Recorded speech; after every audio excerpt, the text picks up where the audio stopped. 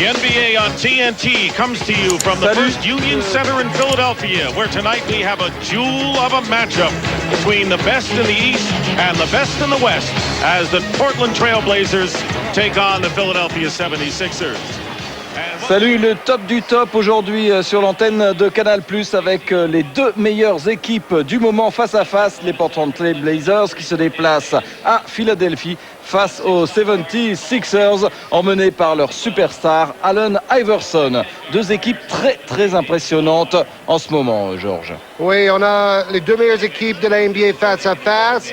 Donc, l'équipe à la première place à l'Est, Philadelphie, avec 7 victoires d'affilée contre les Blazers, la meilleure équipe dans la conférence Ouest, avec une série de 8 victoires d'affilée. Tout ça veut dire qu'on a peut-être la plus belle affiche de la saison jusque-là sur Canal+, sur notre antenne ce soir. Et ça pourrait évidemment être une finale en fin de saison. Vous voyez les 5 de départ avec Stacey Ogmon qui va être chargé plus ou moins de défendre sur Allen Iverson, Rashid Wallace, Dale Davis à l'intérieur, Damon Stoudemire et Bonzi Wells qui est dans le 5 de départ préféré à Steve Smith pour le Portland.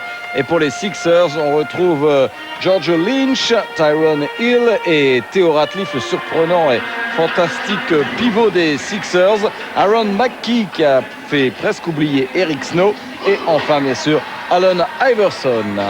Oui, deux surprises pour les Trailblazers, Bonzi Wells et Stacey Ogmon dans le 5 de départ. Bonzi Wells est sur une très belle série de résultats et de performances individuelles. C'est la même chose pour Aaron McKie et Allen Iverson de l'autre côté chez les 76ers, parce qu'il y a 2 semaines, c'est McKie qui était élu meilleur joueur de la semaine. Et puis la semaine dernière, c'était Allen Iverson, son coéquipier, qui a eu droit à ce trophée. C'est incroyable de voir Aaron McKie d'ailleurs à ce niveau.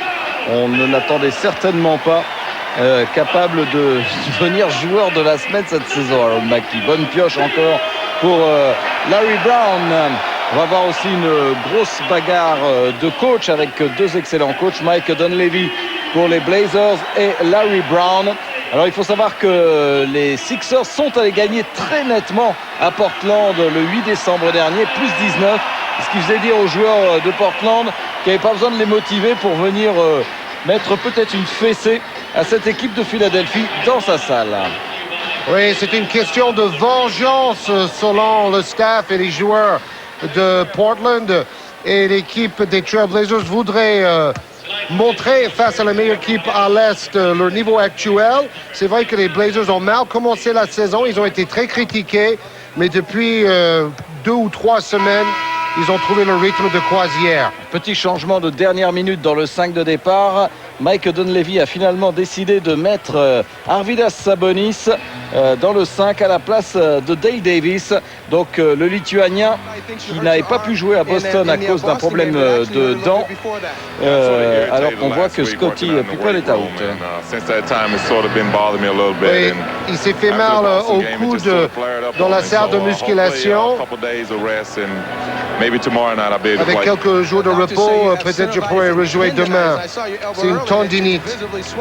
Oui, c'est douloureux et c'est enflé. Donc je préfère protéger mon bras de cette façon, ça fait moins mal.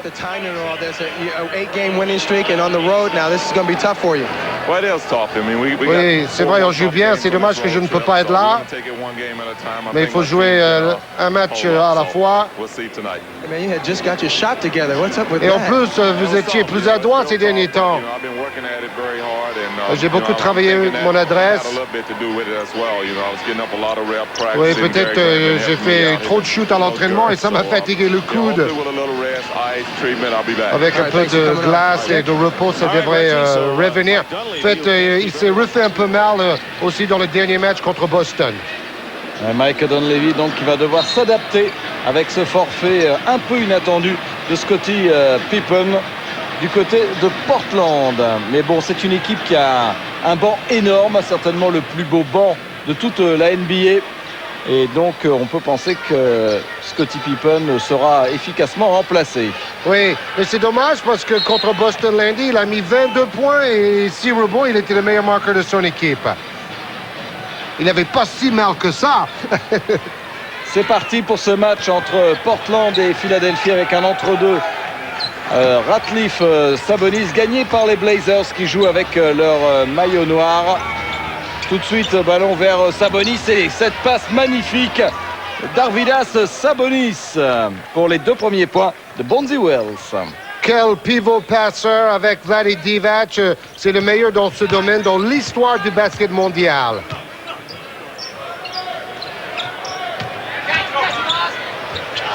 Ouh. Ben voilà. En tout cas, Tyrone Hill n'est pas prêt de revenir traîner du côté de la raquette. Waouh, ça commence fort. Hein? Oui, on sait que les Sixers, c'est une équipe avec une grosse défense cette saison, meilleure que la saison dernière. Et les Blazers, c'est plutôt une attaque qui brille en général avec un gros effectif. Iverson qui déclenche vite en première intention. Après ce rebond de George Lynch. 2 tirs manqués d'entrée pour Iverson. Et Stacey Ogmon, c'était grand ouvert pour lui. Début de match à l'avantage des Blazers. Bon, Ogman, c'est un joueur qui shoot peu, c'est un défenseur spécialiste, mais étant dans le 5 de départ, il est obligé de prendre un peu plus de risques. C'est toujours un petit peu court du côté des Sixers avec ici Aaron McKie. Un petit peu de mal à rentrer dans le match du côté de Philadelphie. Rachid Wallace. Ouais, bonne passe. Bonne passe pour Bonzi Wells. Oui, le joueur en forme, le gros marqueur ces derniers temps pour les Blazers. Et une passe de Wallace qui est carrément le meilleur power forward de toute la NBA avec Chris Webber.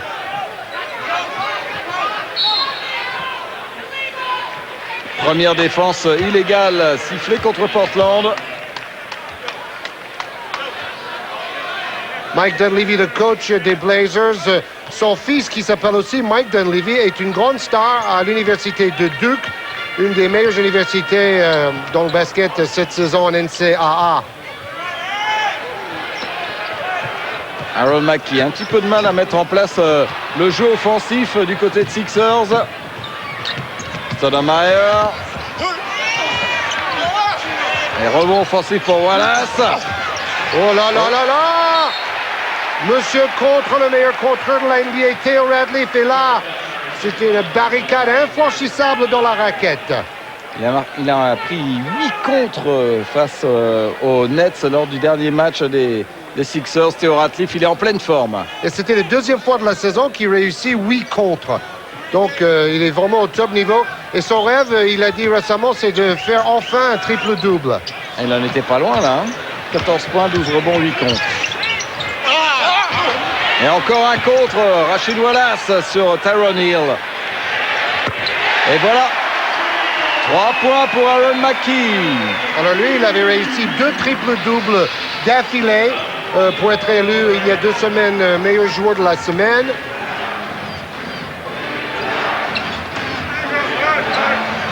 Rachid Wallace.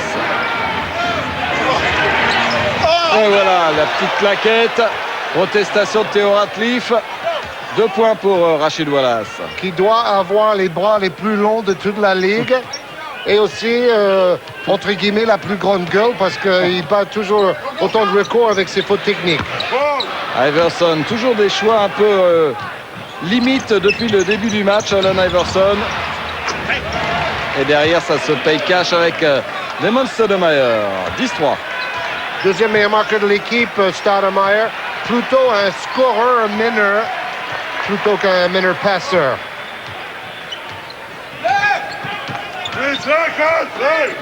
Aaron McKie joue avec Radcliffe. Attention, 6 secondes pour le tir.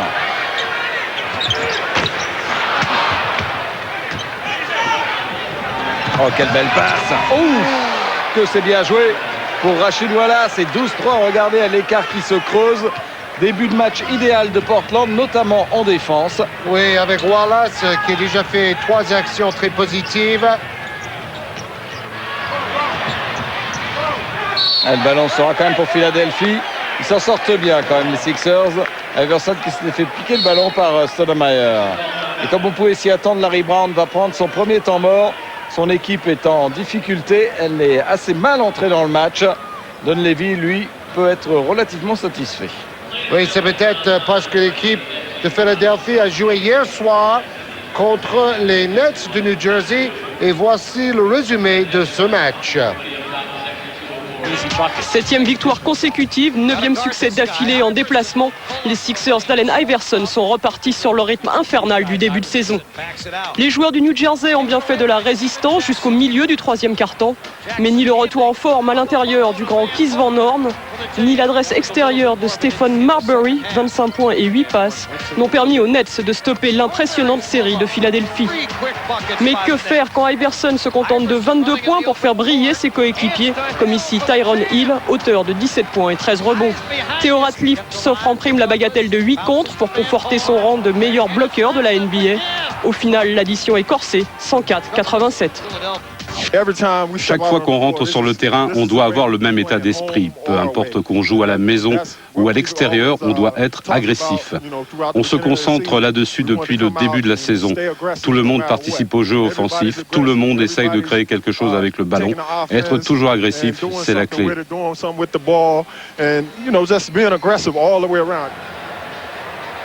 Bruno, vous le disiez, 14 points, 12 rebonds, 8 contre pour l'homme du match, Theo Ratliff. Donc peut-être les jambes sont un peu lourdes de côté des 76ers, mais ils vont s'échauffer et à mon avis, ils vont revenir dans le match. Bon, il joue à l'extérieur, c'était à New Jersey, hein, ce match en plus. Bon, petit déplacement, mais quand même déplacement pour Philadelphie, qui est mené 12-3, alors que vous voyez ici une vue extérieure de cette salle, la First Union Center. Pleine à craquer, bien sûr. C'est une équipe qui est en pleine reconstruction, cette équipe de Philadelphie, qui est en train de devenir l'une des toutes meilleures franchises de la NBA. Oui, avec une nouvelle salle qui va accueillir le All-Star Game la saison prochaine pour récompenser la perte du All-Star Game pendant le lockout. On donne des indices statistiques. Les Blazers doivent shooter à 47% de réussite pour gagner, selon le spécialiste américain. C'est reparti avec 9 points d'avance toujours pour Portland. Et on essaye de s'en sortir avec des tirs extérieurs. En l'occurrence, là, c'était un bon travail pour libérer Aaron Mackey. Ça ne marche pas à 3 points. Portland défend bien dès le début et il protège bien les rebonds défensifs.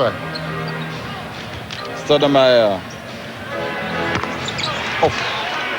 Rachid Wallace fait un début de match tonitruant.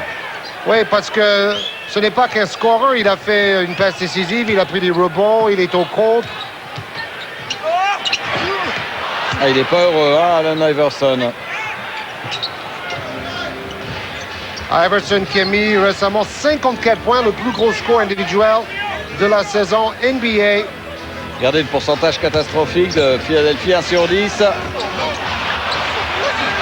Et là, on dormait un peu en défense, Lynch, puisque de nouveaux points encore pour Portland avec Stacey Ogman. Oui, Portland a joué il y a 2 jours une victoire contre Boston dans le premier match des Celtics sans Rick Pitino qui est parti. Oh, c'est court encore. Rebond pour Rachid Wallace. Domination écrasante en ce moment de Portland. Il a été un petit peu court, là, Stacey Ogman. Et on sait toujours que c'est jamais très bon de démarrer très facilement comme ça dans une en premier carton. Il a raté 4 tirs déjà, Allen Iverson. Là, il a essayé de jouer pour un copain sous les yeux de son coach et père fouettard, Larry Brown. Et 0 sur 5 pour l'instant pour Iverson qui insiste. Voilà, fin de série, 1 sur 6 pour Allen Iverson. Les 2 premiers points du match pour lui.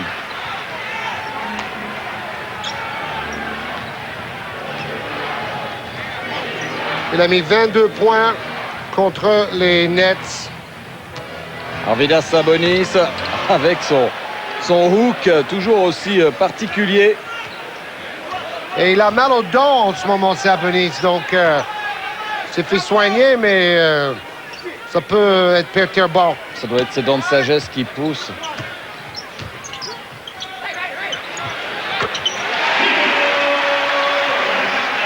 Voilà les premiers points de Theo Ratliff, qui est plus un pivot défensif qu'un pivot d'attaque, mais il progresse là aussi énormément depuis quelque temps. Oui, pour être carrément le meilleur pivot de la conférence Est actuellement. Il va être All-Star. Hein? Oui, il va être dans le 5. Stoudemire. Et on insiste autour de Rachid Wallace. Et bonne défense là, de Ratliff. Et rebond pour Tyron Hill. Iverson contré avec une faute. Faute de Stacey Ogmon sur Iverson. Quel dribble entre les jambes à 100 à l'heure.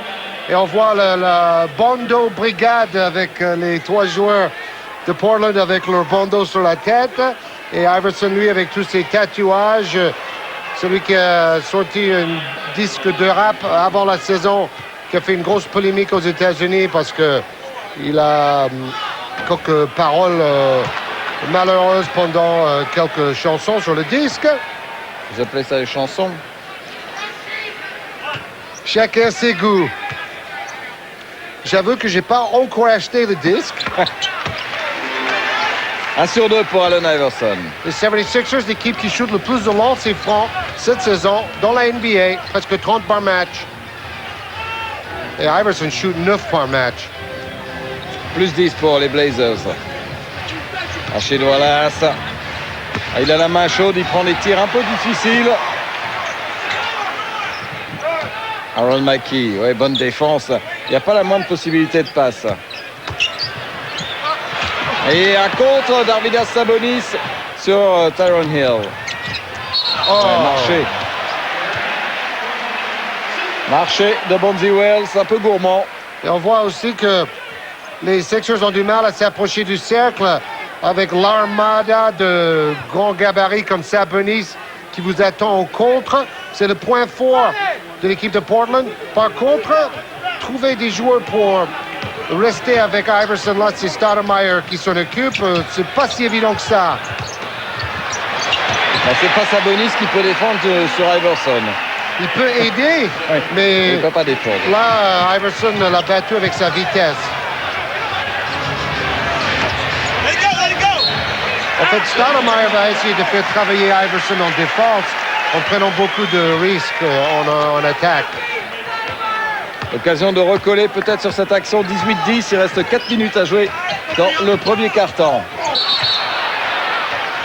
Et il y aura un entre-deux alors qu'Iverson dit « Ce ballon doit être pour moi ». Oui, il dit que c'est Sabonis qui sort le ballon. Et c'est vrai, avec sa main. Voilà, il y a une faute énorme de Sabonis. On ne l'avait pas très bien vu à vitesse réelle. Et là, entre deux, Sabonis, Iverson. Gagné par George Lynch. Et ça, la foule apprécie. Et Tyron Hill derrière. Bien joué. Voilà le genre d'action qui enflamme une salle. Oui, grâce à leur jeu collectif, c'est devenu le point fort en attaque des Sixers, appuyé par un public très fervent et très connaisseur depuis 4 décennies. Donc, temps mort, cette fois demandé par Mike Dunleavy. Qu'est-ce qu'on a au programme, Georges? On va voir Vince Carter et les Raptors de Toronto face aux Rockets de Houston, un match d'hier. Meilleur marqueur, meilleur rebondeur et meilleur passeur des Rockets depuis le début de la saison, Stevie Francis a encore été l'homme à tout faire de Houston hier contre Toronto. 24 points, 11 rebonds et 8 passes pour Francis qui, pour compléter sa ligne de stats, réussit aussi 2 interceptions et 2 blocs. En face, Vince Carter est trop seul pour parvenir à équilibrer les débats. Il inscrit tout de même 24 points, mais doit sortir pour 6 fautes au début du 4e quart-temps. Dès lors, le match va tourner à la correction. Stevie Francis offre à son compère Cuttino Mobley la place de meilleur scoreur de la rencontre avec 27 points, avant d'aller tranquillement savourer sur le banc la facile victoire des Rockets, 110-91. Oh là là, c'est Stevie Francis qu'on a vu il y a 2 semaines dans le magazine Eddie Time le samedi après-midi. Et là, on voit ce jeu collectif qui apporte de bonnes choses près du cercle, là où les Sixers avaient du mal à s'approcher. Et bon, c'est vrai qu'Iverson a mal démarré, mais Je crois que maintenant, il a compris qu'avec sa vitesse et son premier pas, il peut déborder les Stoudemire et compagnie qui vont essayer de défendre sur lui. Oui, en fait, au début du match, il avait simplement tendance à déclencher beaucoup trop vite.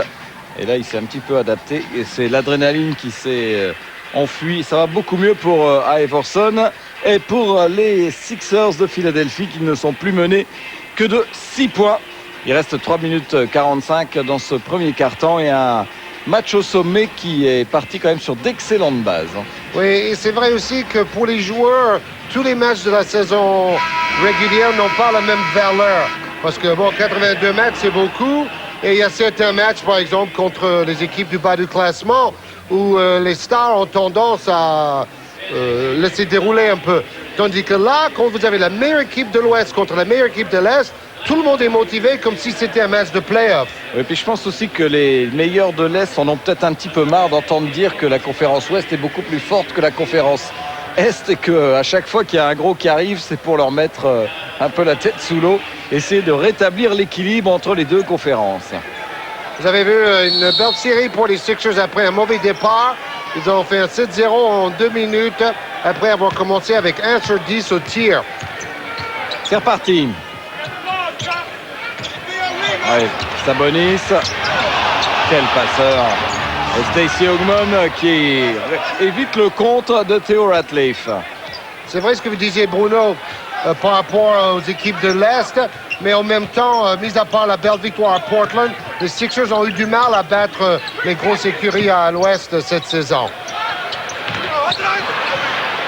Tir manqué par Tyronn Hill. Oh, que c'était haut entre Stoudemire et Rachid Wallace, les hoops manquées. De peu. J'adore ces premiers cartons dans la NBA, ça joue bien. Toujours un peu de maladresse. Là, c'est George Lynch. Très gêné, les Sixers, par la présence de Sabonis dans la raquette. Ces premiers cartons, les joueurs veulent éviter les fautes. Et donc, il y a beaucoup plus de basket offensif, moins de lancers francs et c'est très fluide en général. Oh, ça, c'est un tir difficile, airball. Mauvais choix d'Iverson.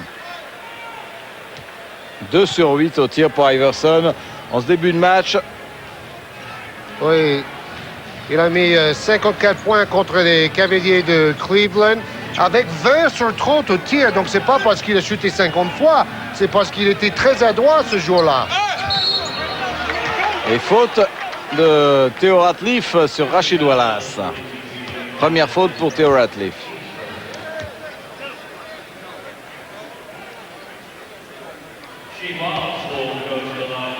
Theo Ratliff qui avait commencé avec Détroit a vraiment développé sous la lettre de Larry Brown son talent. Et c'est vrai que si Zoe Morning sera élu dans le 5 pour le All-Star Game à l'Est par le public, il a déjà dit qu'il ne pourra pas jouer, donc c'est Ratliff probablement qui sera dans le 5 de départ. Comme Wallace devrait être dans le 5 de départ à l'Ouest, et moi je le verrais bien amener les Blazers jusqu'au titre s'il arrive à garder la tête froide dans les moments chauds. En tout cas, il a marqué son lancer franc. Et plus 9 maintenant pour Portland. Le temps mort de Dunleavy a fait du bien aux Blazers. Oh, encore un bloc. Et une faute provoquée par Tyronn Hill. C'est Rachid Wallace qui était allé contrer. Philadelphie a décidé d'attaquer le cercle, d'être agressif. Ils sont peu récompensés jusque cette faute sur Hill. Et Wallace regarde ça sur le grand écran avec le ralenti que le public peut voir pour siffler ensuite les arbitres. C'est bien fait. Vous avez vu le parcours de Tyronn Hill qui a été un All-Star une fois. Oui, quand il était à Cleveland. Et là, c'est Dale Davis qui remplace Rachid Wallace. Un All-Star remplace un autre. Dale Davis a été échangé à l'intersaison pour Jermaine O'Neal, qui est en train de faire une saison fabuleuse avec les Pacers. Récemment, Jermaine O'Neal a arraché la bagatelle de 28 rebonds dans un match. Il n'avait jamais vraiment eu sa chance à Portland, O'Neal, et à Indiana dans une équipe rajeunie. Il est en train de trouver sa place. Sabonis. Incontrable, on connaît par cœur ce mouvement d'Arvydas Sabonis. Et Scottie Pippen peut être satisfait. Ses coéquipiers jouent à la perfection en ce premier quart-temps.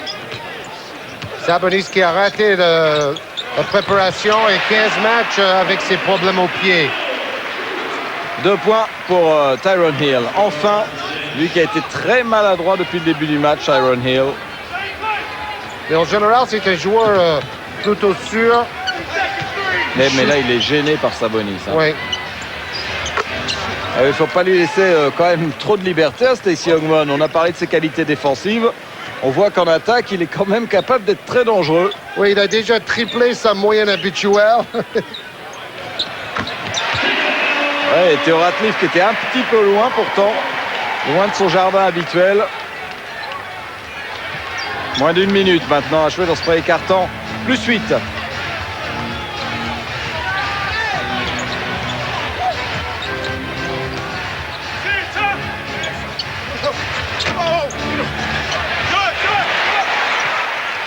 George Lynch qui a pris le rebond. Oui, c'est un role player excellent en défense pour les interceptions et pour les rebonds. Et il joue avec intensité, dit son coach Larry Brown, qu'il aime bien et qui le préfère à Kukoc, qui est plus technique mais plus mou selon Larry Brown. Ben voilà, justement, l'entrée en jeu du Croate qu'on avait vu pas très heureux lors d'un dernier shoot face à Utah sur l'antenne de Canal. Et depuis, il a fait des bons matchs, Tony Kukoc, quand même. Mais on attend toujours l'explosion.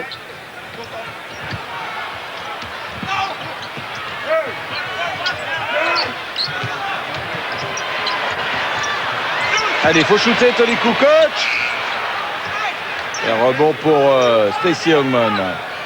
Bon, il ne se débrouille pas trop mal jusque-là en défense, Stoudemire sur Iverson. Il le dirige vers l'aide des grands pivots dans la raquette.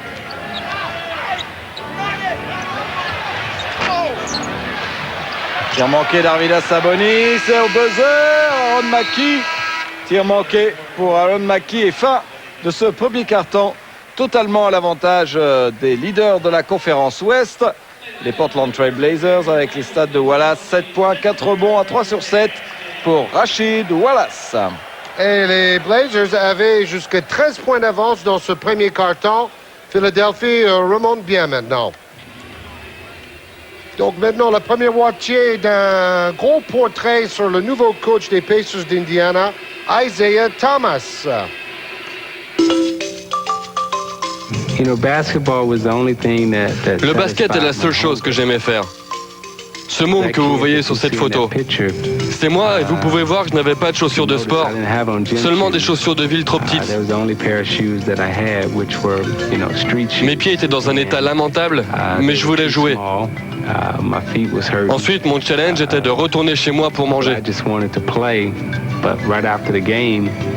My next challenge was, how do I get a meal? Where do I go to get some food? Nobody's setting a screen for each other. Nobody's setting a man up. You got mismatches. You got mismatches. You got to take advantage of those.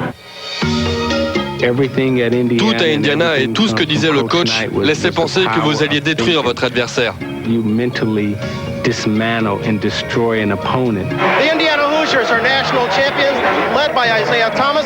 Get your guys together and tell them to execute on the fast break. The biggest challenge in Detroit. Le challenge à Détroit était de ressentir cette tradition de victoire, partir d'une base et construire autour pour finir champion. You become champions.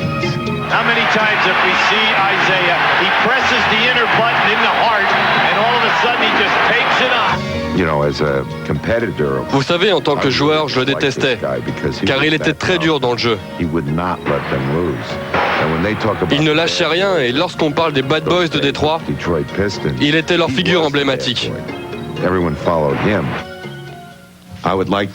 Laissez-moi vous présenter notre nouveau coach, Isaiah Thomas. Plus j'étais éloigné des parquets et plus le jeu me manquait. Je voulais revenir au jeu. Pour Thomas, la pression est double. Il hérite non seulement de l'équipe finaliste la saison dernière, mais en outre, il succède à une autre star de la Ligue, un certain Larry Bird. Je l'ai choisi car je sentais qu'il était le même genre de personnage que Larry Bird. Il connaît le système pour gagner des matchs et la manière de mener des joueurs pour les intéresser au jeu. Il a beaucoup donné pour étudier le jeu.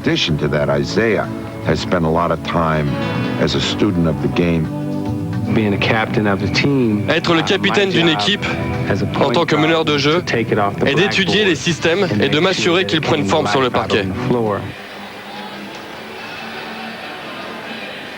Et on revient avec un petit parcours sur la carrière de Rasheed Wallace, Georges. Oui, qui a fait son lycée dans la ville de Philadelphie. Puis il était à North Carolina et drafté par les Bullets de Washington où il jouait avec George Muresan. Vous voyez le grand Muresan qui a joué ce soir avec Pau dans une belle victoire face aux Partizan Belgrade en Super League. Et Rasheed Wallace a été le grand bonhomme donc de ce premier quart-temps. Il est arrivé aux Blazers en 96, élu All-Star en 2000 et il a toutes les chances d'être également au All-Star Game de Washington en février. Un All-Star Game que vous pourrez suivre évidemment en direct sur l'antenne de Canal+, le 10 février si mes souvenirs sont bons à minuit. Notez ça. Shawn Kemp est entré sur le terrain. Le dodu Shawn Kemp pour l'équipe de Portland à l'entame de ce deuxième quart-temps. Il y a du lourd maintenant sur le terrain pour Portland. Et Theo Ratliff qui aime bien partir maintenant côté droit comme ça et qui ramène les Sixers à 5 points. Vous voyez ce 5 avec des joueurs arrivés du banc pour les Blazers. Cela montre la richesse de l'effectif. Ouf. Que des anciens All-Stars avec Dale Davis, Kemp, Steve Smith. Quand on a un banc comme ça, on peut aller loin. Interception d'Iverson, mais il n'a pas pu contrôler le ballon. Ballon rendu aux Blazers.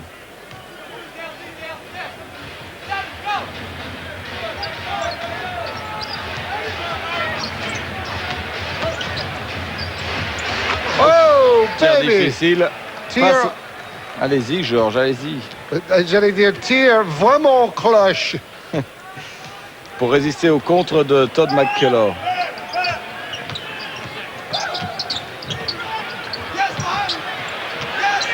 Ouais, bien joué. Et un contre. Contre de Shawn Kemp. Boum. Bien joué. Bien conclu par Bonzi Wells.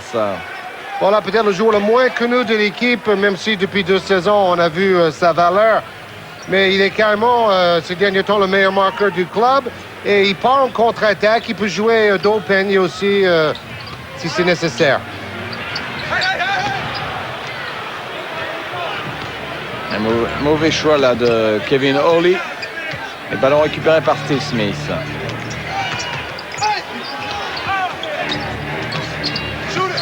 Ouais, bonne passe. Et voilà, Bonzi Wells à 3 points. Ils sont sur un nuage en ce moment, les Blazers. Super entame de deuxième quart-temps avec pourtant des remplaçants sur le terrain.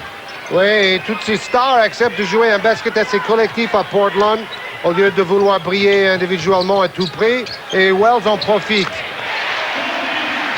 Vous avez eu le pourcentage de réussite de Philadelphie assez faible depuis le début du match. Ça explique les 10 points d'avance de Portland malgré ce tir réussi là par le Croate Toni Kukoc. Voilà, mauvaise passe vers Steve Smith. Ça termine dans les tribunes. Oui, Wells qui a plus ou moins remplacé Steve Smith dans le 5 après quelques petites blessures et une maladie qui ont ralenti la mise en forme de Steve Smith après les Jeux Olympiques, assez fatigant à Sydney, où l'assistant coach était Larry Brown, qui est son adversaire du jour. Et encore un contre. Dale Davis qui est allé contrer Kevin Hawley. Bon, vous avez bien compris, Larry Brown a dit, il ne faut pas avoir peur de ces grands gabarits en face, il faut y aller.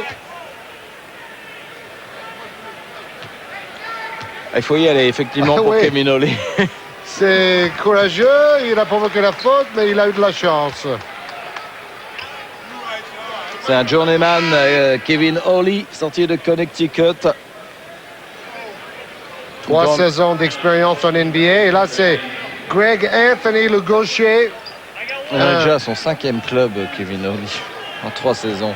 Donc on voit Eric Snow, toujours blessé. Une grosse perte pour les Sixers.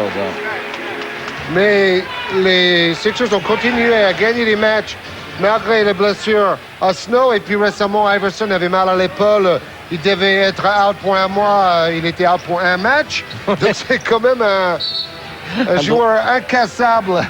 Plastic Man.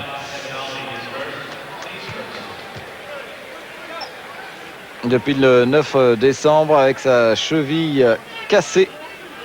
Voilà Matt Geiger, lui, s'est fait opérer du genou, lui.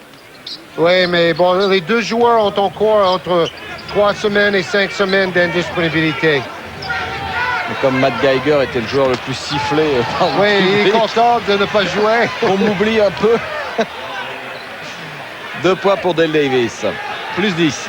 Philadelphie a un meilleur pourcentage de victoires à l'extérieur qu'à la maison. C'est la meilleure équipe de la NBA avec 16 victoires et 4 défaites à l'extérieur, les Sixers. Belle passe, mais ballon perdu. Belle passe de McCullough pour Iverson. Steve Smith. Tire un petit peu loin quand même. Belle passe. Et oui, il commence à courir et à être bondissant, notre bûcheron canadien, Todd McCullough. Oui, depuis l'opération de Geiger, il a fait quelques bons matchs, le Canadien, qui a brillé aux Jeux Olympiques grâce au caviar du meneur de Dallas, Steve Nash. Oui, l'une des équipes surprises de cette saison à l'Ouest. Dallas, actuellement en 2e de la conférence Ouest. C'est ça, non? Du Midwest, pardon. De la division Midwest. Et 5e de la conférence avec 23 victoires et 13 défaites. Et 3 victoires d'affilée pour les Mavericks, avec leur propriétaire complètement fou qui a eu une amende de 250 000 $ récemment pour avoir critiqué les arbitres. Donc, il est un peu le Dennis Rodman des propriétaires de clubs, si vous voulez, ce Mark Cuban.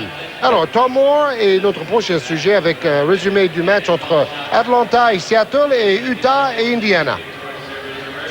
Pat Ewing n'a inscrit que 6 points hier, mais c'était juste assez pour devenir le 13e joueur dans l'histoire de la NBA à dépasser les 24 000 points. Fair play, les spectateurs d'Atlanta lui réservent une standing ovation. Il est vrai qu'ils n'ont guère eu l'occasion de s'enflammer pour la prestation de leur équipe, qui accuse jusqu'à 22 points de retard avant de revenir à 6 longueurs grâce à Jason Terry, auteur de 27 points. Mais Gary Payton redonne finalement un peu de marge à Seattle, qui l'emporte 95-86. Attention, showtime, avec d'abord ce numéro d'équilibriste de Reggie Miller à la limite des 24 secondes. Des secondes, il en reste alors 6 à jouer dans ce deuxième quart-temps. Il n'en faut pas plus à Doniel Marshall pour marquer lui aussi 3 points. Même Jerry Sloan, en plus de 20 ans sur les bancs de la NBA, n'a jamais vu ça. Le match restera aussi serré jusqu'au bout, 30 points pour Miller et 20 pour Jermaine O'Neal côté Pacers. Pour Utah, Karl Malone en inscrira 35, donnant la victoire au Jazz, 103-99. Et c'était le réveil du mailman Karl Malone qui était sur une mauvaise série. Bon, pour lui, une mauvaise série, c'est quelques matchs à environ 17 points de moyenne par match. Là, il s'est réveillé avec 35 points, 10 rebonds, à côté des 23 points de Doniel Marshall. Voilà, on vous parlait tout à l'heure des Dallas Mavericks. Vous avez vu quelques stats sur... voilà, regardez, ça revient, vous voyez. 23 victoires, 13 défaites et une série de 3 victoires pour l'équipe de Dirk Nowitzki. À l'extérieur, c'est encore plus impressionnant. 3 victoires de suite en déplacement sur une série de 5 matchs en déplacement. Avec Michael Finley, l'autre star, avec Steve Nash et Dirk Nowitzki de cette équipe de Dallas qui est en train de, enfin, de sortir des tréfonds de la NBA. Et Nowitzki aussi a aligné quelques gros scores individuels et est toujours bien placé pour être joueur de la semaine, mais pas à la première place jusque-là.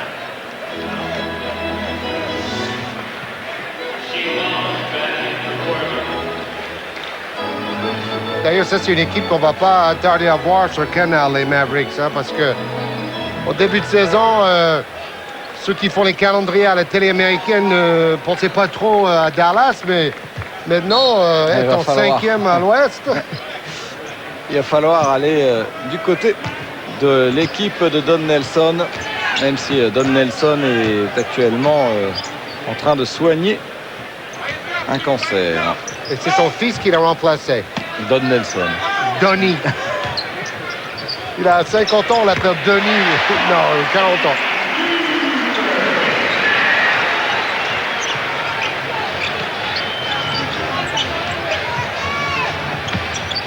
Avec les 2 premiers points de Rodney Bufford pour les Sixers. Larry Brown a ouvert un peu son banc pour essayer de trouver des bonnes solutions dans ce deuxième quart-temps. Rebond pour McCullough.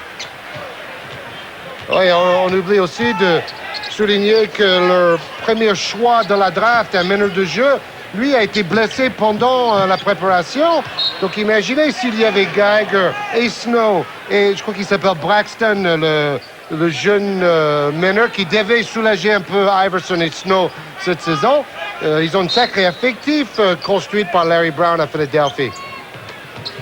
Oui, la différence des scoreurs venus du banc à l'avantage des Sixers, mais un ballon perdu. Ballon perdu par Philadelphie. Toujours quand même très très gêné par la densité physique de la défense de Portland. Oui, en fait, il s'appelle Speedy Claxton, ce rookie meneur de Hofstra qui était blessé au genou en préparation malheureusement. Sean Kemp, on joue à l'intérieur, ça circule bien, ça va vite. Et faute sur Rasheed Wallace. La polyvalence même, il peut jouer dos au cercle ou sortir à 3 points en tête des raquettes. Rasheed Wallace. Imaginez l'équipe qu'ils auraient pu avoir à Washington quand même. Chris Webber, Rasheed Wallace. Et il se retrouve avec Rod Strickland. Juwan Howard fait des bons matchs ces derniers temps, mais il est le seul. Hein. Rod Strickland a été arrêté par les flics en état d'ivresse au volant. Encore bravo. Il veut être échangé, mais les Knicks ne veulent plus de lui. Et puis Mitch Richmond est blessé, donc c'est vraiment dramatique. Parce qu'avec Wallace et Weber, ils avaient des joueurs jeunes et bons, quoi. Oui, et quelle tristesse cette équipe de Washington. Et Michael Jordan, le président copropriétaire, doit avoir pas mal de boulot. Et de boules. Oui. Où est-ce qu'ils sont d'ailleurs, Washington? C'est la plus mauvaise équipe de la conférence Est avec Chicago. Ouais, 7 victoires, 29 défaites et 4 défaites d'affilée pour Washington. Tout va bien. Et le 5e masse salariale de la Ligue. 5e! Pas possible, ça. Encore un ballon perdu par Philadelphie en attaque. Vous voyez, on avait comme toujours vu un basket assez fluide en premier quart-temps. En deuxième, comme prévu, ça défend beaucoup plus de fautes et moins de points. Oui, les remplaçants, eux, peuvent défendre plus et faire plus de fautes. C'est moins grave. Interception de Tony Kukoc avec Rodney Bufford.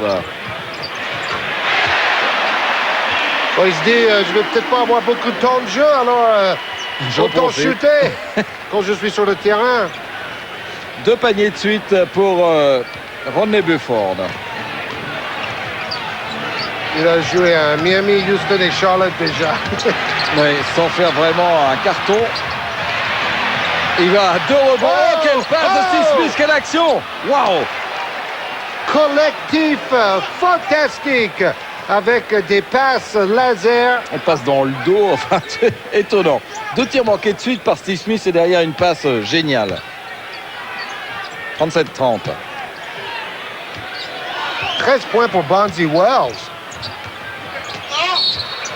Bonne défense. Oh là, il va se prendre la technique à mon avis, Tyron Hill. Alors qu'on revoit l'action de Steve Smith et hop, quelle passe. Et le deuxième aussi.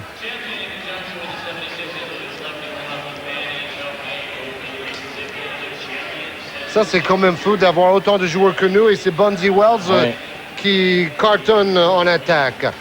Alors, encore un match d'hier très intéressant entre les Spurs de San Antonio et le Magic d'Orlando. Pas de doute, les Spurs étaient au-dessus de leurs adversaires hier. Démonstration avec Derek Anderson, bien servi par David Robinson. Anderson ne tarde pas à rendre la politesse à l'amiral, meilleur marqueur de San Antonio, avec 26 points au compteur. Pour les Magic, le meilleur scoreur sera Tracy McGrady. Avec ce dunk revanchard sur la tête de Robinson, il marquera en tout 25 points. Ça passe une fois, mais pas deux. Tim Duncan ne se laissera pas infliger le même traitement. Duncan ajoute 5 blocs à ses habituels stats à 2 chiffres, 19 points, 11 rebonds. Anderson, lui, va apporter une touche de finesse à ce match de dunker fou et porter son total à 24 points. Doc Rivers ne peut que constater l'étendue des dégâts, 99 à 112, quatrième défaite de rang pour Orlando. Je l'avais dit et répété avant le match, il ne faut pas laisser Duncan et Robinson jouer à leur rythme, point barre. J'ai dit les mecs, si on n'impose pas notre propre tempo, on va perdre. Saison difficile, saison de transition en attendant le retour la saison prochaine de Grand Hill pour le Magic d'Orlando. Seule bonne nouvelle, Tracy McGrady sera probablement élu dans le 5 de départ à l'Est pour l'All-Star Game. Et lui, il est dans les meilleurs marqueurs de la NBA, donc c'était un très bon recrutement. On attend pour voir ce qui va se passer avec la cheville de Grand Hill. Ça, c'est le fameux cloche historique de la ville de Philadelphie parce que beaucoup du début de l'histoire des États-Unis se passe dans le nord-est, à Boston et à Philadelphie. C'était le quart d'heure culturel de Georges Eddy. Oui, ça vaut pas Philippe Châtenay. Oh, mais c'est pas mal quand même. Hein.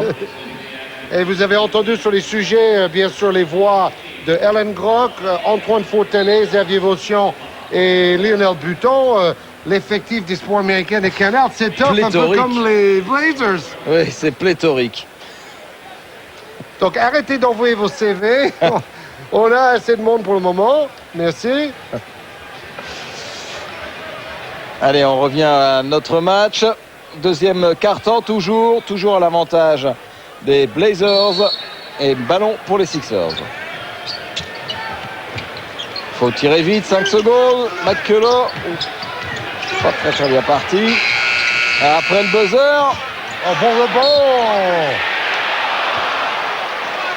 Non, c'est pas après le buzzer, donc il y aura faute sur Tyron Hill.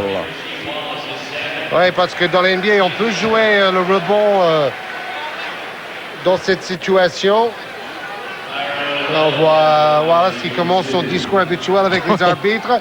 Mais là, avec le sourire au moins. Donc faute sifflée contre Rachid Wallace. Et Tyron Hill n'est pas dans un grand jour au niveau de son adresse. Par contre, hier, c'était le cas avec 17 points, 13 rebonds, un double-double. 6 sur 11 au tir, 5 sur 7 au lancer franc. Il était le deuxième meilleur marqueur de son équipe et c'était à l'image de ces 2 dernières semaines où Hill est plutôt bon. Il joue plus à cause de la blessure de Matt Geiger. 37-31.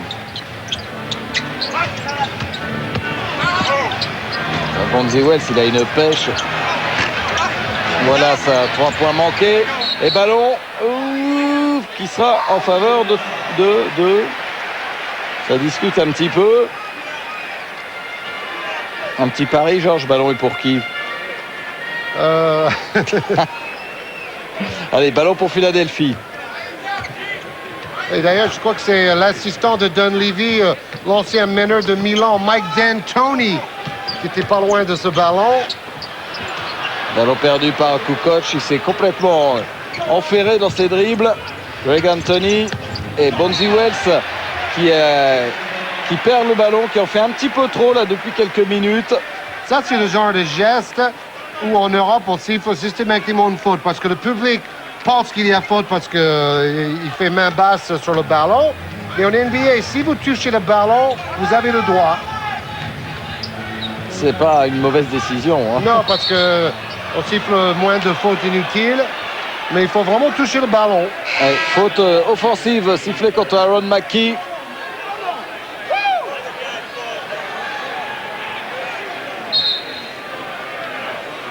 McKie, 11 points, 7 passes décisives hier contre New Jersey. Et grosse faute là quand même d'Aaron McKie sur Greg Anthony. Un coup d'épaule digne du foot américain. Et pas discret du tout.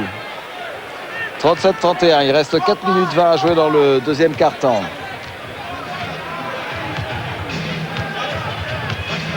Retour d'Allen Iverson.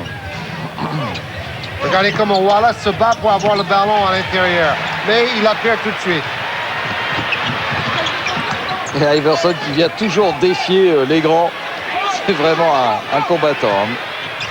Ah, ça, on ne peut pas lui reprocher de manquer de courage. Et il est contré par Rachid Wallace. Il en fait un peu trop.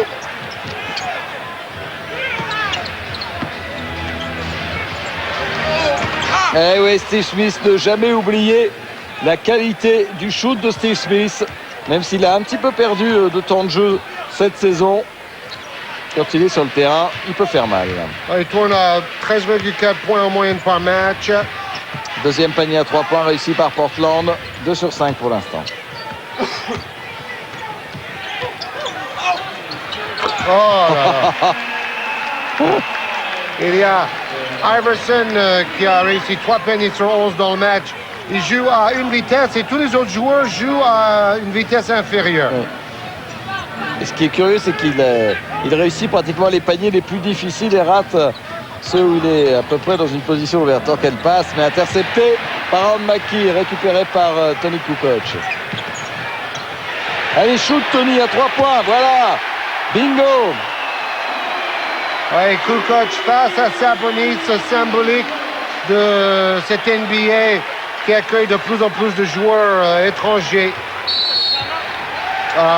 Juste raison d'ailleurs. Ouais, c'était un grand classique des championnats d'Europe de retrouver Sabonis face à Kukoc quand il y avait les matchs avec la CEI ou l'ancienne Union soviétique face à l'ancienne Yougoslavie.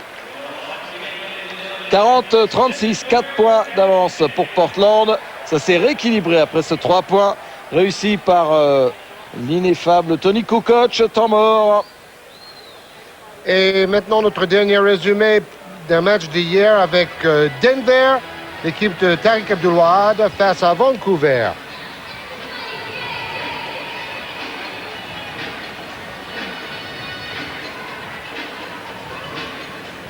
Antonio McDyess est l'homme en forme des Nuggets. Avec 33 points et 13 rebonds hier, il dépasse la barre des 30 points pour son 3e match à la suite et signe son 9e double-double d'affilée. Chez les Grizzlies, c'est Sharif Abdur-Rahim qui se distingue avec 26 points et 13 rebonds. Mais toute l'équipe de Denver se met au diapason de son leader. Tracy Murray sort du banc pour inscrire 17 points, son record de la saison, en seulement 19 minutes de jeu. Nick Van Exel donne 11 passes et marque 22 points. Et Ref Lafrance ajoute encore 24 points dans l'escarcelle des Nuggets. Vancouver réplique à 3 points avec un bon 55% de réussite derrière la ligne des 7,50 m. À l'entame du 4e quart-temps, McDyess reprend les affaires en main et redonne l'avantage aux Nuggets. Les dernières cartouches de Mike Bibby n'y changeront rien. Denver s'adjuge 109-103, sa 5e victoire d'affilée et pointe désormais en 8e position de la conférence Ouest.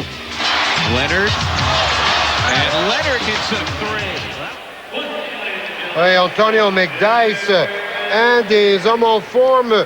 Les Nuggets ont gagné 3 matchs sur 3 la semaine dernière et McDyess tournait à 30 points, 14 rebonds et presque 5 passes décisives dans les 3 victoires.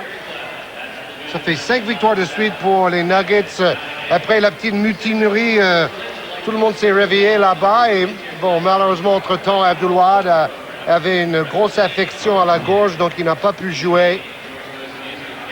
Et ça faisait longtemps qu'on n'avait pas vu Denver en position de se qualifier pour des playoffs. Ils sont devant quand même des équipes comme Minnesota, Seattle ou Houston. C'est quand même une bonne perf pour les Nuggets. Oui, et on espère qu'ils iront loin. 20 victoires, 15 défaites. C'est un sacré changement de visage pour cette équipe. Il y a quand même quelques bons joueurs. Ça tournait pas, mais il y a quand même un potentiel. Et comme disait Tariq, il faut juste travailler davantage parce qu'il y a pas mal de tirs au flanc dans le groupe. Et avec une faute offensive sifflée contre Arvydas Sabonis, un écran mobile du géant lituanien. Ballon perdu. Regardez, il proteste Arvydas. Et l'équipe de Sabonis qui avait quand même battu à l'extérieur la semaine dernière les Lakers et les Jazz d'Utah. C'est quand même sacré perf. C'est la semaine où Bonzi Wells tournait à presque 23 points en moyenne par match et 6 rebonds.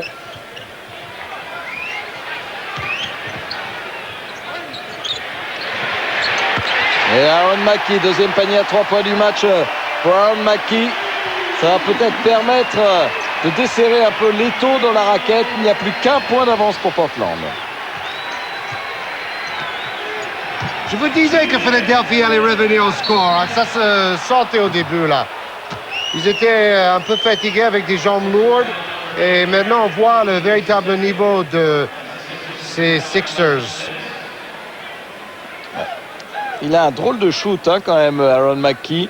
Un petit fouetté de ballon. Oui, il part un peu vers sa gauche, mais il shoot vraiment en suspension. Et je vous disais, il a fait quand même 2 triples-doubles de suite, chose très rare dans la NBA moderne. Et bon, son équipe avait gagné 4 matchs de suite la semaine dernière. Il était à 15 points, presque 8 rebonds et 10 passes décisives en moyenne pendant la semaine, Aaron Mackey. Arvydas Sabonis qui réussit ses 2 lancers francs et qui redonne un petit peu de sécurité aux Blazers. Un tout petit peu. Hein.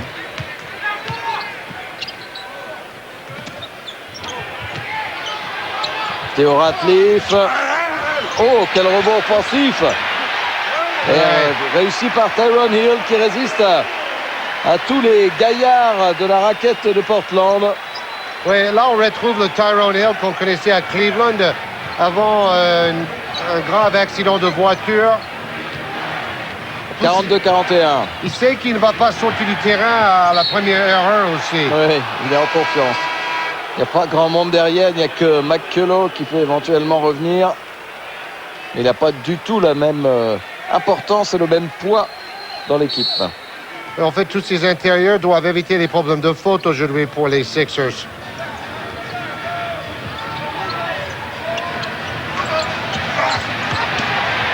Ballon récupéré par Allen Iverson. Après ce tir manqué de Steve Smith. Oh, super rebond de Sabonis. Revenu à la charge. Et il revient quand même, Sabonis. Hein, il court. Hein. Ah oui. Ah, il joue beaucoup aujourd'hui. Et Rachid Wallace, toujours des mouvements fantastiques pour Wallace. Ouais, après une bonne passe de Steve Smith, qui peut mener le jeu. Au début de sa carrière, il était meneur avec Miami. On parlait de lui comme une sorte de nouveau Magic Johnson, puisqu'il venait du même état à Michigan. Celle-là a fait un peu desservi, d'ailleurs, cette comparaison au début de sa carrière pro, Steve Smith. Oui, il était plus à l'aise en deuxième arrière avec Atlanta et maintenant avec les Blazers. Stoudemire qui prend la faute après avoir tenté de crever un œil à Iverson involontairement.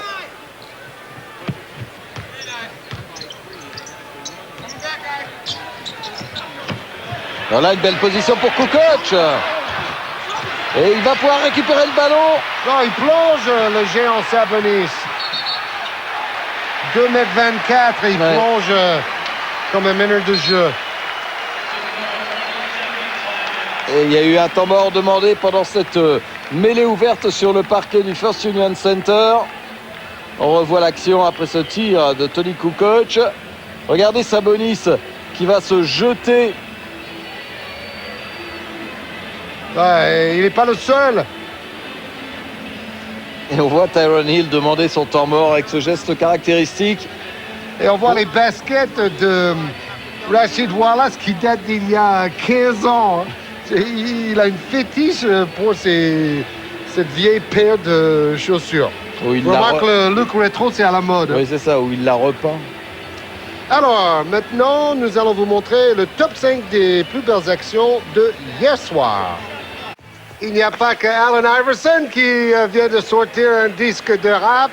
Ah, les paroles sont intéressantes. Hein. En tout cas, c'est très très bien, Georges. Je suis très fier de vous. Vive la jeunesse. Et on revient ici à Philadelphie, donc à la mi-temps de ce match entre Portland et Philadelphie. Je vous rappelle le score 47-41, 6 points d'avance pour les Blazers. Steve Smith sur le banc. Et c'est reparti au First Union Center pour ce choc au sommet de la NBA. Les deux meilleures équipes face à face. Et ça commence très très fort avec ce superbe panier réussi par George Lynch. comme Rashid Wallace, formé à l'université de North Carolina. Il a sorti quand même un paquet de joueurs d'exception. Hein. Oui, avec UCLA, c'est l'école qui a fourni le plus de joueurs à la NBA. Vous avez vu la passe d'Arvidas Sabonis. Mais bon, ballon rendu à Philadelphie pour... comment on appelle ça, 3 secondes dans la raquette, ou 5 heures. En NBA, c'est plus souvent 5 heures. Ouais. 47-43.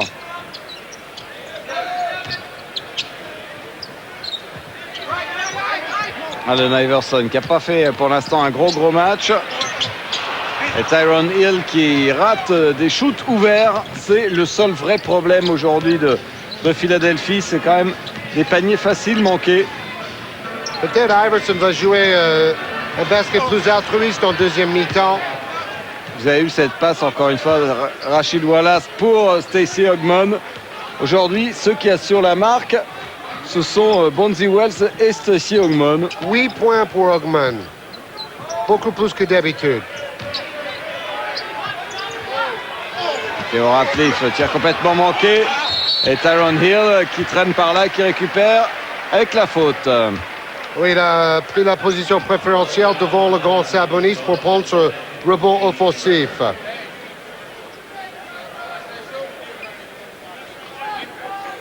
Ça fait 10 rebonds offensifs pour les 76ers dans le match. Et c'est essentiel face à tous ces grands gabarits dans l'équipe des Blazers.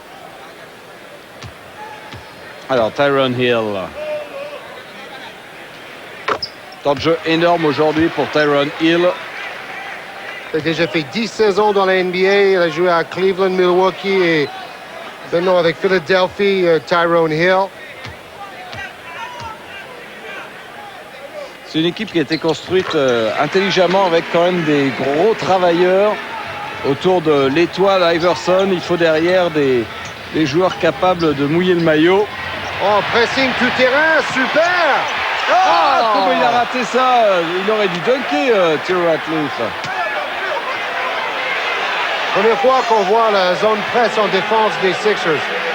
Et Rashid Wallace qui pète un plomb après cette faute sifflée contre lui, sa troisième. Il va prendre une technique, je pense. Il a déjà pris. Oui.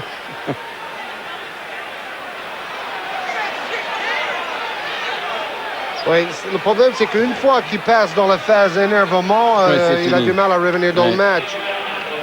Alors, on va essayer de comprendre un peu ce qui se passe. Oh, il se fait piquer le ballon, bon, c'est déjà ça qui l'énerve. Mais il pousse dans le dos Theo Ratcliffe.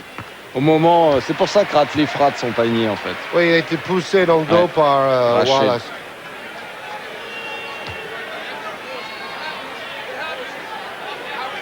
C'était sa troisième faute. Ouais. Et il continue de tchatcher. Il doit enregistrer la liste de rap. Et généralement, c'est Scottie Pippen qui va tout de suite aller le calmer quand il fait les plombs. Ben, quand ils ont peut-être pas sifflé de technique contre lui, mais quand j'ai vu les gestes de l'arbitre, je me suis dit, ça y est, avec sa réputation surtout. Il a peut-être été poli en protestant. 49-47. Oh, bien renversé. Les rebonds offensifs de Sabonis. Faute offensive. Ah, il s'est fait mal à la cheville, Iverson. Et faute technique, voilà. La faute technique qui suit, c'est pas Rashid Wallace qui la prend, c'est Arvidas Sabonis qui est un autre joueur qui peut péter les plombs aussi de temps en temps. Oui, mais... moins en NBA qu'en Europe. Tout à fait. C'est lui qui a pris pour Wallace tout à l'heure. Oui, je crois. C'est vrai qu'en Europe, Sabonis avait vraiment la réputation d'un joueur qu'on pouvait sortir du match en le faisant un peu péter les plombs. Oui, un râleur. Et en NBA, il est beaucoup plus discret. Et là, on a vu Iverson qui va rester sur le terrain malgré ses petites entorses. McKee qui rate. C'était pourtant dans cette position qu'il avait réussi ce 3 points. Toujours 2 points d'avance pour Portland. Et encore une interception. Oh, j'adore les passes de Sabonis, hein, quand même. À une main du côté. Oh, il est contré. Mais en phase descendante. Il était tellement près du cercle avec sa taille. Oui, je crois qu'il n'y a rien à redire. D'ailleurs, Ratcliffe proteste mollement, on va dire. Bon, là, on va rien voir. Ouais. Alors là, on va bien voir. Attends, vous savez, le problème, c'est qu'il chute carrément d'en haut vers le bas. Donc, il est La obligatoire. trajectoire va directement vers le panier. Un ballon qui a failli être intercepté encore. Ratcliffe, bing, ça, on your face. Ah oui, le jeu s'anime. Oui. Et là, Sabonis a eu un message de Theo Ratcliffe. Hein. Et Blazers, toujours devant, malgré l'absence de Scottie Pippen. C'est vraiment leur effectif pléthorique qui permet ça. Ah, le troisième quart-temps est plutôt amusant. Il se passe beaucoup de choses. Et l'adresse, en plus, est en train de revenir complètement du côté de Philadelphie et de George Lynch. 53-51. 4 points pour Lynch, tous marqués en troisième quart-temps. Mais ce qui est intéressant pour Philadelphie, c'est que le jeu ne s'appuie pas trop sur Iverson. Oh, il est fort quand même, ce Rachid Wallace. Dans toutes les positions, là, ils sont deux sur lui. Il réussit quand même à marquer 2 points. C'est un joueur hyper doué. Et père de famille, en plus, qui a adopté un enfant qui n'était pas lui de sa femme. Il n'a que 7 points pour l'instant. Iverson il est très maladroit. 3 sur 14 au tir à Iverson et 7 points seulement.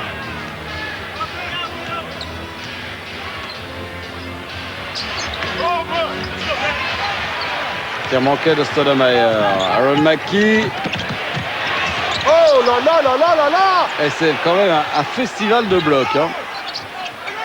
Toujours Wallace. Aïe aïe aïe, ça ne veut pas rentrer. Ce sont des belles occasions quand même pour Philadelphie. Tir manqué de Aaron McKie qui a raté ses 2 tentatives à 3 points dans ce troisième quart-temps.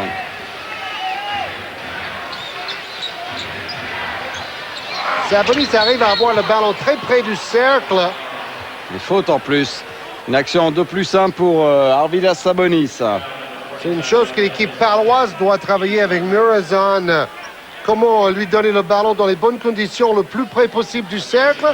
Voilà, vous avez vu, Sabonis se démarque juste devant l'arceau et reçoit le ballon dans le timing. Il n'a plus qu'à se retourner. Il est à moins d'1 mètre du cercle. Action à 3 points pour Arvydas Sabonis.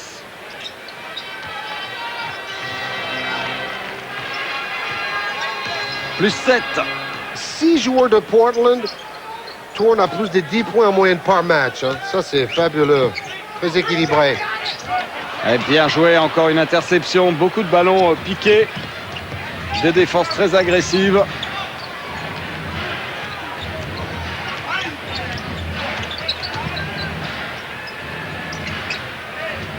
C'est dur à se mettre en position de tir. George Lynch qui a très bien défendu là sur Stacey Ogman.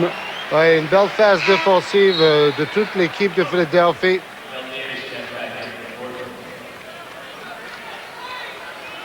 Ah, voilà, Dale Davis qu'on n'a quasiment pas vu dans ce match. Match très discret pour l'ancien joueur d'Indiana. Ouais, finaliste la saison dernière, Dale Davis. Oui, Dale Davis qui tourne à 7 points en moyenne par match. 50% de réussite au tir, ça c'est très bien. Il a moins de ballons qu'à Indiana.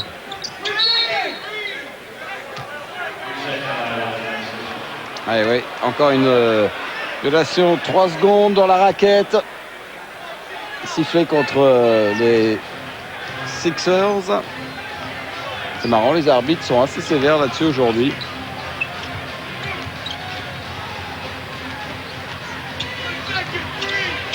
Stoudemire fait un bon boulot parce que... Oh, on a failli voir l'alley-oop de la semaine, là. Mais comme Stoudemire est très dangereux, ça oblige Iverson quand même à s'occuper un peu plus du secteur défensif. Un gros plan sur Theo Ratcliffe Quel duel Theo Ratliff face à Rasheed Wallace.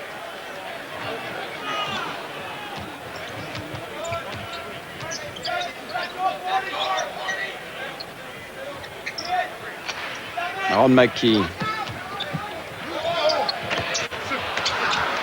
Si Philadelphie ne trouve pas d'adresse extérieure, ça va être très très dur parce que dans la raquette, Portland est quand même supérieur. Oui, la défense sur Iverson est exemplaire. Ça, c'est fort parce qu'il peut s'écarter presque jusqu'à la ligne à 3 points. Ah, il peut même marquer à 3 points. Hein. C'est vraiment un joueur qui a progressé chaque saison.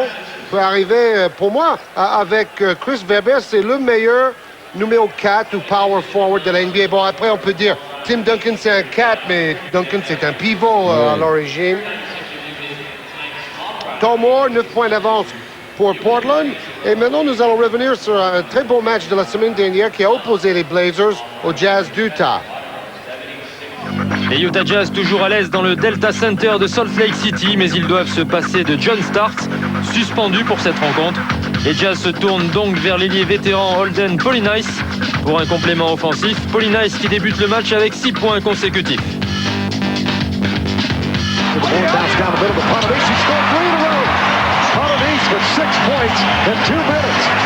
En face, Mike Dunleavy sort son arme qui n'est plus secrète aujourd'hui, Rasheed Wallace.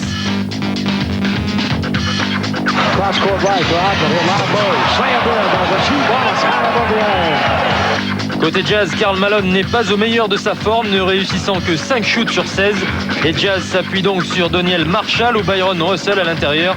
Et cette fois, c'est Damon Stoudemire qui apporte la réponse des Blazers avec 32 points. Damon Stoudemire, wide open, 20-footer, good. Backs up, fires away for 20, and it's good. Here's Stoudemire open for 20, the jumper good. Stoudemire to Lotus Sabonis. Arvidas fakes, gets back out. Put a hammer dunk of his own. Arvidas. Et on a vu que Sabonis, sur ce petit sujet, avec toujours autant de pêche, comme aujourd'hui d'ailleurs, Arvidas Sabonis, avec cette domination assez nette de Portland face à Philadelphie.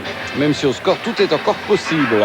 Oui, l'équipe d'Utah qui connaît une passe difficile, ils n'ont gagné que 5 sur leurs 10 derniers matchs, même s'ils ont remporté 2 victoires d'affilée ces derniers jours. La dernière fois qu'on avait vu Utah sur l'antenne de Canal+, c'était justement dans la salle de Philadelphie, avec ce match énorme de Karl Malone et aussi d'Allen Iverson. 45 points pour Iverson, 41 pour Karl Malone, et c'était les Jazz qui avaient fini par s'imposer dans cette salle. Oui, Iverson qui a dépassé les 40 points déjà 4 fois cette saison. Il a le record absolu 54 points devant Tony Delk, qui l'eût cru.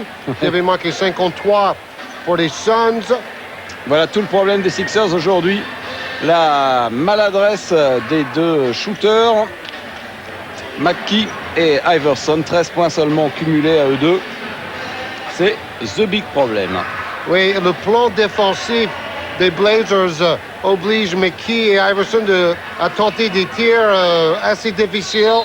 Pas vraiment bien placés face au cercle, mais toujours après des dribbles et des mouvements en déséquilibre. 9 points d'avance, à nouveau. McKee.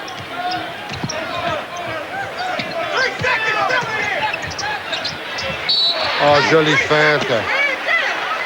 Il n'est pas très grand, Tyrone Hill, mais il est présent à l'intérieur.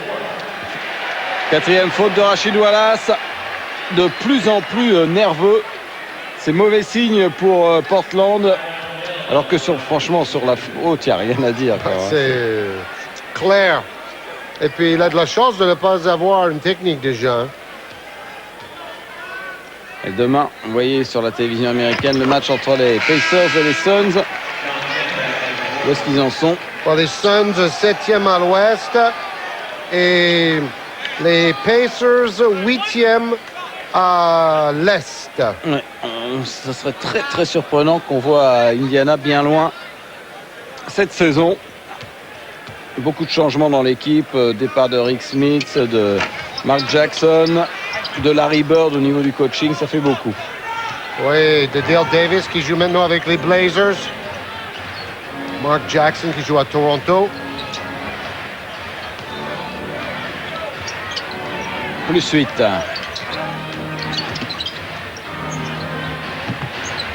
Et oui, Stacey Ogman sur un nuage en attaque à Ogman. Hein. Mais vous savez, on a tendance à oublier que tout au début de sa carrière à Atlanta, c'est un joueur qui tournait à 15-20 points par match. Et après, il est devenu spécialiste de la défense dans d'autres clubs. Voilà, Allen Iverson. Enfin, il doit se dire. Mais ce n'était pas une action forcée comme par hasard. 62-54. Toujours le jeu à 2 pour démarrer les systèmes à Portland.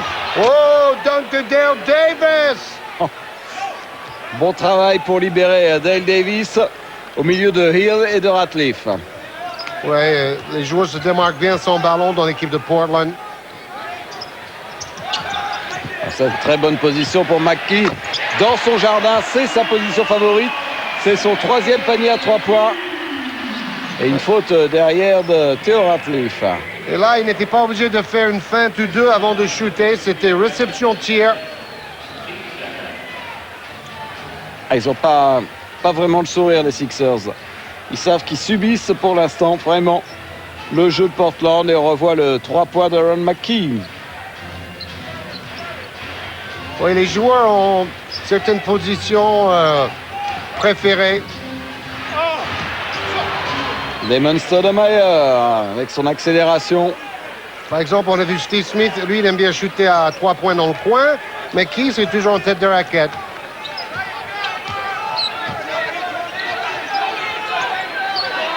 Iverson qui vient défier Stoudemire. 58% de réussite pour Portland, c'est colossal. Oh là, Tyron Hill.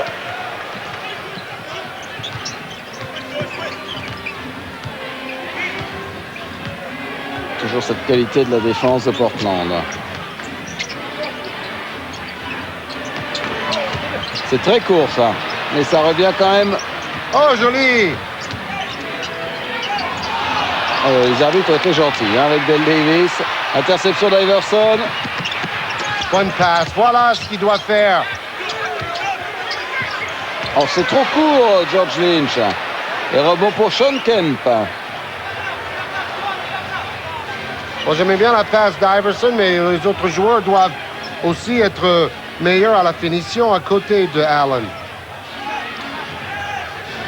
Ouais, c'est un peu toute l'équipe qui est empotée en attaque aujourd'hui.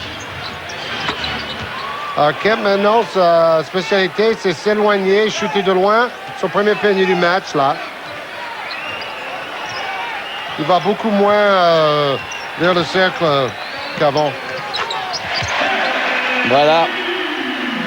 Aaron McKee. Voilà, c'est quand même 2 paniers de suite réussis par Iverson et McKee. Mais Portland gère très bien son avance. 10 sur 13 au tir en 3e quart-temps pour Portland. Énorme. Allez, faute, coup de fesse de Sean Kemp. Et ça fait mal ouais. Chez lui. Peut-être pas encore habitué à son nouveau contour. Il faut le contourner maintenant. Hein. Il a une short aussi grand que les vôtres, George. Et lui, il ferait mieux de contourner la cuisine. Et maintenant, la deuxième partie du sujet à propos du match entre les Jazz et les Blazers. 92 partout à la fin du 4e quart-temps. La balle de match est dans les mains de Greg Anthony pour les Blazers. Mais Anthony échoue. Prolongation.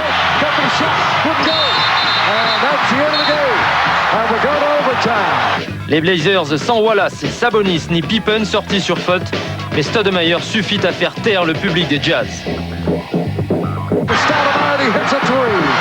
Suspense insoutenable à quelques secondes de la fin. 2 points plus la faute pour Stockton. Les Jazz reprennent la tête.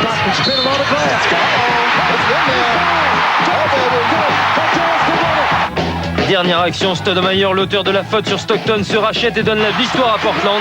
103 à 102 au terme d'un match somptueux.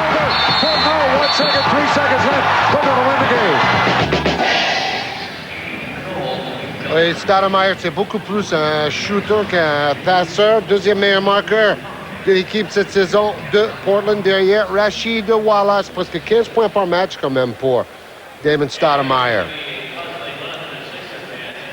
Et toujours 9 points d'avance pour Portland, alors qu'on est toujours dans le temps mort et que la télévision américaine fait des petites répétitions en fait de ce qu'elle prévoit pour le retour après la page de pub, ce qui explique un peu des petites choses étonnantes à l'écran.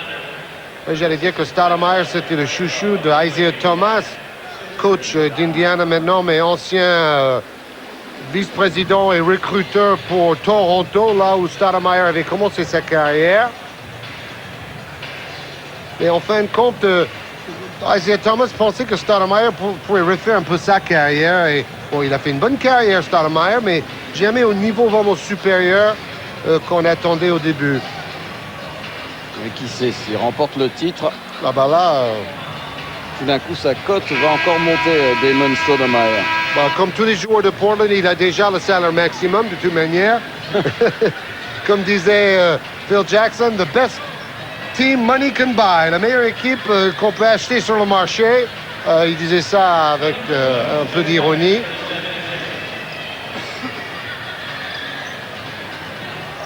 Toujours cette rotation défensive un peu en retard et puis des passes très profondes pour donner des bons ballons sous le cercle aux intérieurs des Blazers. 25 passes décisifs pour Portland. Ça parle tout seul. Oui, la moitié seulement pour Philadelphie. Et là, on essaye de trouver la solution pour recoller. Toujours à l'extérieur, à 3 points. 4e panier à 3 points réussi par Aaron McKie.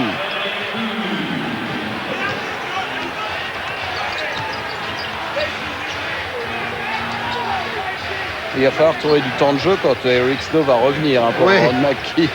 On a un problème que Larry Brown n'avait peut-être pas prévu en début de saison. Oh, super touché de Stoudemire. Et oui, le panier est accepté pour Dale Davis. Plus 8, 1 minute.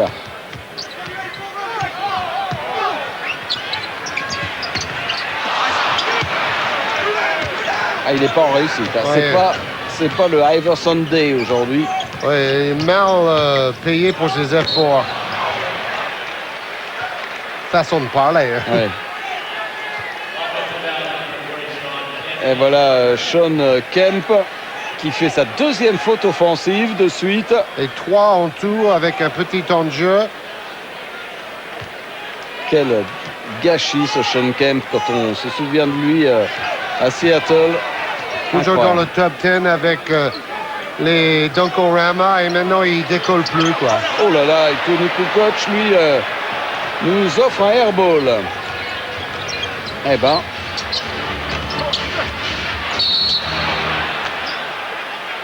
Et faute de Kukoc. 2 actions négatives de suite pour Tony Kukoc. Un airball et une faute derrière sur Sean Kemp. Il voit son temps de jeu se réduire comme une peau de chagrin. Oui. Dirait Richard Daiquiri.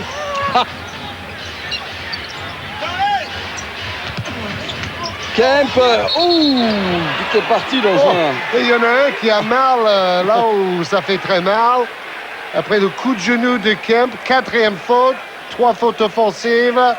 Pas inspiré du tout, Sean Kemp. Bulldozer time. Ouais.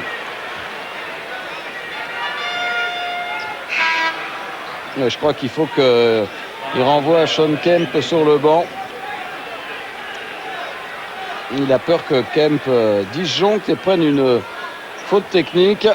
Bon, ces kilos superflus vont peut-être être utiles pour défendre face à Shaquille O'Neal en play-off, mais comme vous dites, quel gâchis. Oui, ce n'est plus que l'ombre du joueur spectaculaire qu'on a connu avec les Sonics. Quand on pense qu'il a 6 enfants illégitimes avec 5 femmes différentes, on comprend un peu mieux le personnage.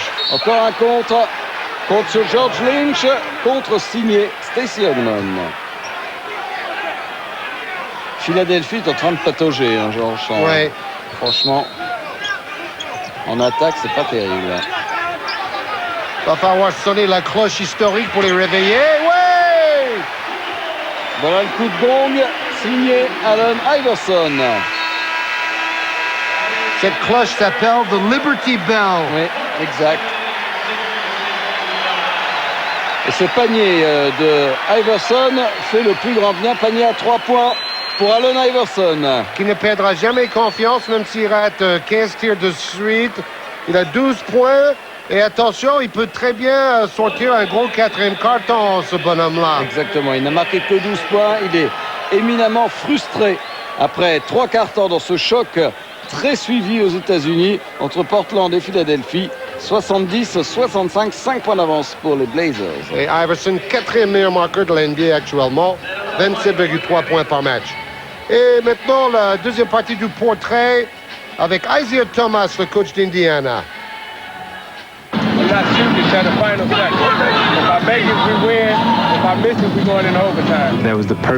J'étais parfaitement préparé pour devenir entraîneur. Move him around. Don't just take the quick shot. Right.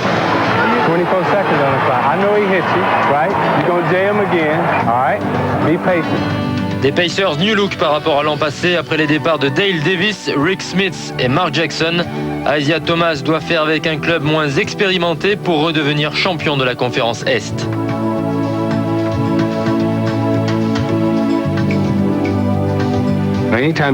Pour mener une équipe qui vient de perdre son meneur de jeu titulaire, son ailier fort ou encore son pivot, plus le coach qui les a emmenés en finale, il faut trouver les mots pour que les joueurs se sortent les tripes. Play together, all right? Hey, trust yourself. Trust yourself, all right? Mon boulot est de m'assurer que tout le monde se donne beaucoup pour y arriver. All these boxes. Not just with scoring, rebounds, steals, assists. Isaiah était un joueur très très dur. There's a lot to the game, and you two got to learn that. L'équipe a un profil différent cette saison. On a des jeunes qui sortent du lycée et qui n'ont pas encore les bases, et c'est ce que le coach leur apprend en ce moment. Il a endossé de nombreuses responsabilités lorsqu'il était à Toronto ou encore commentateur sur NBC. Ça lui a permis de mieux encadrer les joueurs. Il est plus à l'aise pour enseigner le jeu et il gère mieux les victoires et les défaites. Dans la vie, vous avez des défis à relever. Vous devez les accepter et les relever.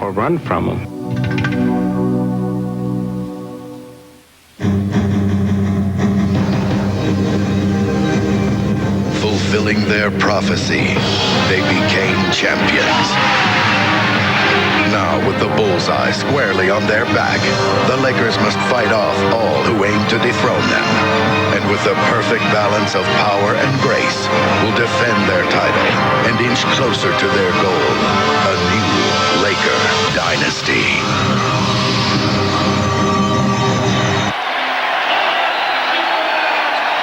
Voilà quelques petites stats avant le début du 4e quart-temps. Vous voyez que les Sixers sont toujours aussi maladroits en attaque, contrairement aux Blazers qui sont sur un nuage dans le 3e quart-temps. Oui, 2 fois plus adroit. Et après ce portrait d'Isaiah Thomas, c'est intéressant de voir le parcours quand même de ce petit bonhomme sorti du ghetto, parce qu'il est quand même homme d'affaires très en réussite à Détroit. Il était patron et propriétaire de la CBA, vice-président à Toronto, maintenant coach d'Indiana. C'est quand même fort. Et ça redémarre fort avec Damon Stoudemire qui répond au dernier panier réussi par Allen Iverson juste avant le début de ce 4e quart-temps. Plus 7 pour Portland. Et là, c'était un mauvais choix de Iverson. Tir forcé, beaucoup trop rapide.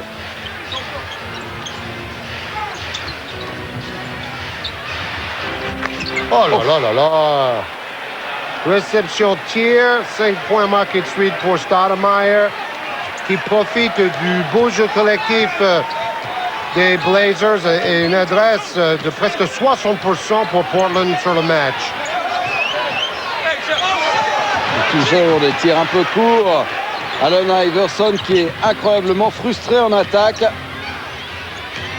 Stoudemire est motivé par ce duel avec Iverson et c'est lui qui gagne pour le moment.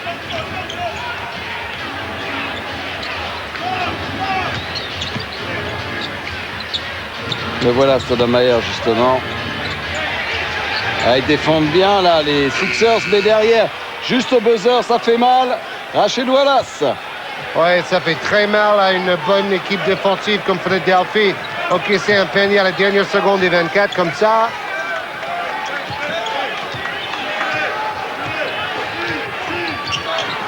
Assez décevant Philadelphie aujourd'hui en attaque. Ils ont beaucoup de mal à trouver des solutions de repli devant les échecs répétés d'Iverson. Il y a beaucoup de talent en face et un talent au service de l'équipe, surtout en défense et dans le jeu collectif.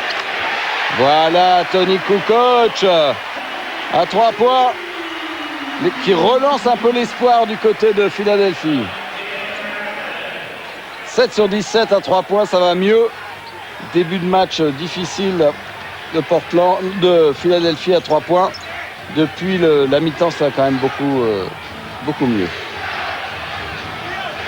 Rasheed Wallace face à George Lynch. L'avantage de taille énorme sur Lynch. Rebond pour Kukoc qui a l'air de se réveiller. Il n'est pas fatigué, il n'a pas beaucoup joué.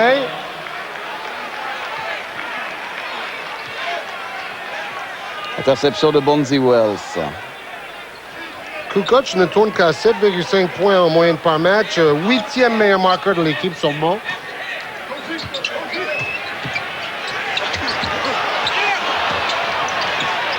Et Dale Davis là, qui fait le ménage dans la raquette. Philadelphie doit absolument trouver de meilleures positions de tir. Et collectivement, c'est un peu friable. Pourtant, c'est leur point fort cette saison. Mais bon, Portland, comme toutes ces stars, se décide de vraiment s'appliquer en défense. On a du mal à passer. Alors maintenant, nous allons revenir sur le parcours de Miami la semaine dernière dans la NBA. Les hits de Pat Riley ont connu un début de saison en dents de scie avant de trouver un peu de régularité. Derrière l'arrière-shooter, Eddie Jones.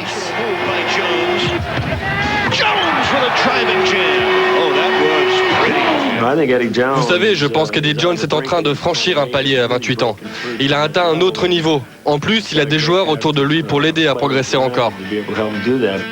Notamment AC Green et ses 15 ans d'expérience. C'est Green qui inscrit 15 points lors de la victoire face aux Pacers d'Indiana sur le score de 91 à 79.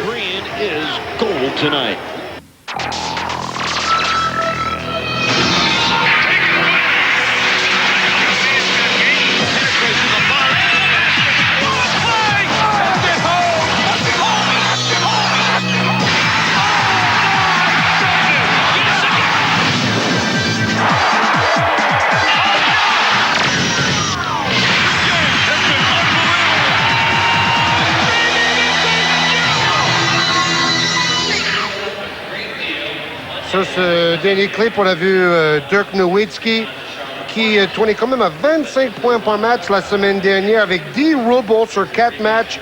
2 victoires pour Dallas sur ces 4 matchs. Il était à 9 sur 15 à 3 points sur cette série de 4 matchs. On a vu aussi Chris Webber dans le clip. Lui, il a mis 51 points dans une rencontre, mais il a tiré 47 fois. Hein. Il faut le faire. Lui, il va avoir mal au coude comme Scottie Pippen. Et c'est incroyable le nombre de joueurs qui ont dépassé les 50 points dans un match cette saison en NBA. Peut-être c'est le retour du jeu offensif comme on espère tous. Et c'est franchement impressionnant. Voilà, c'est la mère de Rasheed Wallace qui est bien contente du retour de son fils dans sa ville. Your other play son there, Allen Iverson. He's a lot like Rasheed in the sense that they both are pretty misunderstood. Oui, il explique que comme Iverson, Rasheed Wallace est un joueur mal compris par le public et les médias.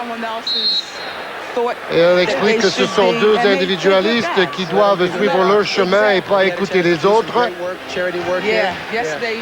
Plus, ce sont les jeunes qui travaillent dans la communauté avec différentes charités, donc ils méritent notre respect. Alors dans le petit écran, vous voyez que le jeu est reparti, avec quand même beaucoup de difficultés pour Philadelphie. Le temps joue en faveur de Portland. Et là, il y a sa mère qui dit, quand il prend les techniques, j'essaie de lui dire de se calmer. Sans beaucoup d'effet.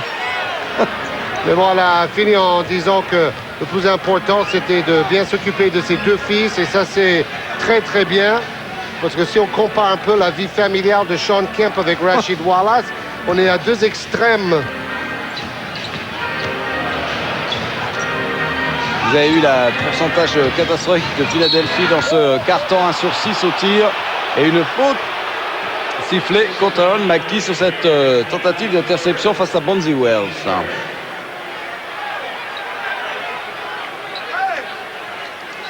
Je parlais tout à l'heure de tous ces joueurs qui ont marqué plus de 50 points dans un match cette saison.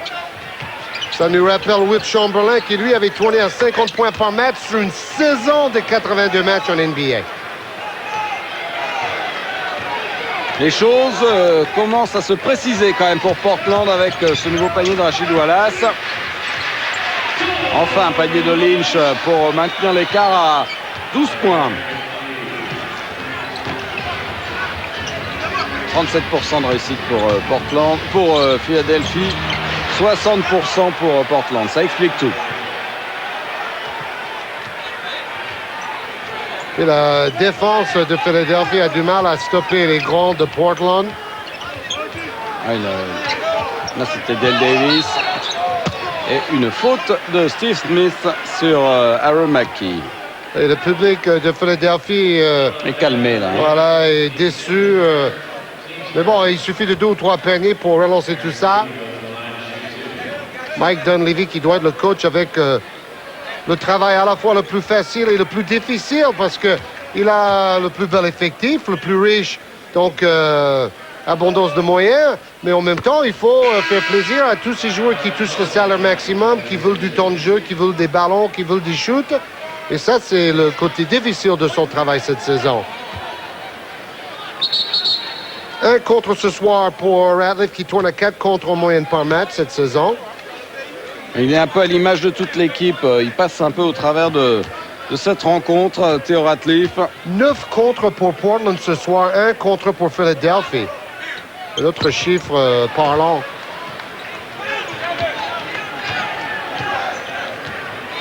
Plus 13. Alors le pressing avec des prises à 2 pour les Sixers. Steve Smith.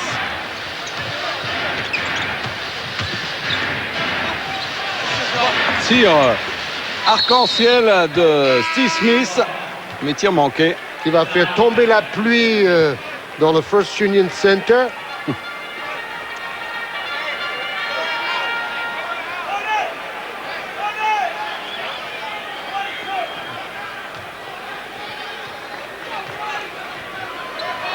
Il ne faut plus traîner maintenant du côté de Philadelphie.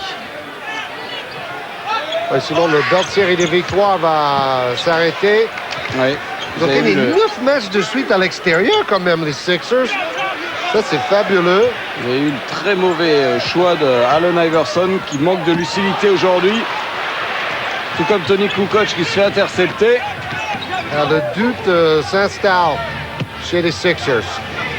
On vous rappelle qu'à l'aller, l'équipe de Portland s'était inclinée au Rose Garden de 19 points face à Philadelphie. Donc c'est un match revanche, mais deux équipes qui ont des comportements à domicile un petit peu alternatifs. Oui. Portland, 14 victoires, 3 défaites à la maison. Et Philadelphie, 9 victoires, 4 défaites à la maison. C'est pire. Et tout ça sans Scottie Pippen. Les Blazers font un de leurs meilleurs matchs de la saison. George Lynch qui a demandé un temps mort avec ce ballon qui était en passe d'être perdu. Et on voit mal comment Philadelphie peut recoller dans le match maintenant. Hein. Mais bon, c'est pas fini. 6 minutes. 13 points. Ça peut aller vite. Une belle petite série. On continue avec le parcours de Miami la semaine dernière.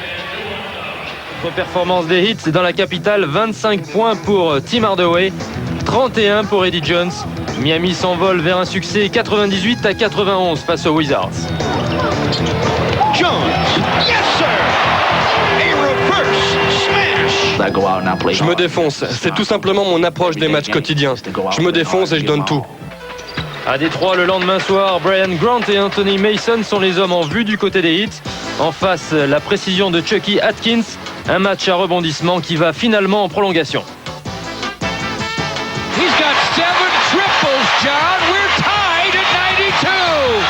Et en prolongation, Miami va finalement prendre le dessus grâce au shoot de Brian Grant et aux pénétrations d'Eddie Jones. Les Heat croisent vers une 5e victoire consécutive.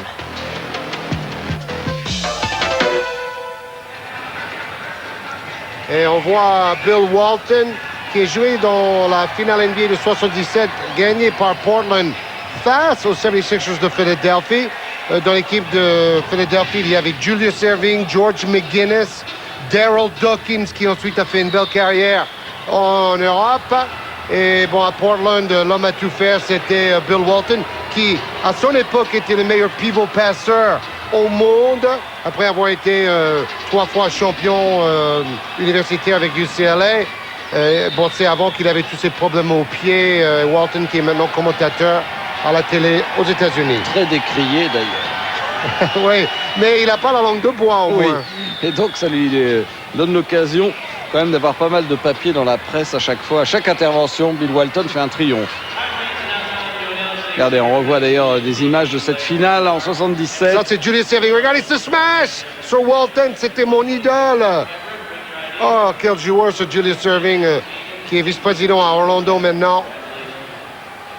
D'ailleurs, j'ai regardé cette finale chez moi en Floride et c'était dans l'année où je suis venu en France, donc un grand souvenir. Allez, il y a urgence maintenant pour les Sixers de Philadelphie, dominés très nettement dans leur salle par une excellente équipe de Portland qui avait eu un début de saison un peu K1-K1 et qui depuis maintenant quelques semaines est absolument irrésistible. Tony Kukoc. Toutes les actions sont forcées, c'est des actions individuelles. C'est vraiment pas le bon visage de Philadelphie qu'on voit aujourd'hui. Oui, les 3 chiffres clés, l'adresse, les contres et les passes décisives. Beaucoup plus de passes de contre pour les Blazers et d'adresse aussi. Et Stoudemire, on a l'impression qu'il peut tirer les yeux fermés. Oui, il a déjà mis 21 points contre les Celtics il y a 2 jours, avec 9 sur 10 au lancer franc et 8 passes décisives. Il était deuxième meilleur marqueur derrière Pippen qui avait mis 22 points. Regardez l'action. Pourtant, c'est pas vraiment un tir facile. Il profite d'un écran de Wallace. Kukoc un peu en retard. Oui, Kukoc qui est quand même beaucoup plus grand que lui. Et il recule pour shooter en suspension. Plus gros écart du match, 15 points. Iverson. Il y a quand même vraiment une belle solidarité en défense pour Portland. Oh là là. C'est un peu n'importe quoi. Bah, l'information, c'est que Portland peut défendre.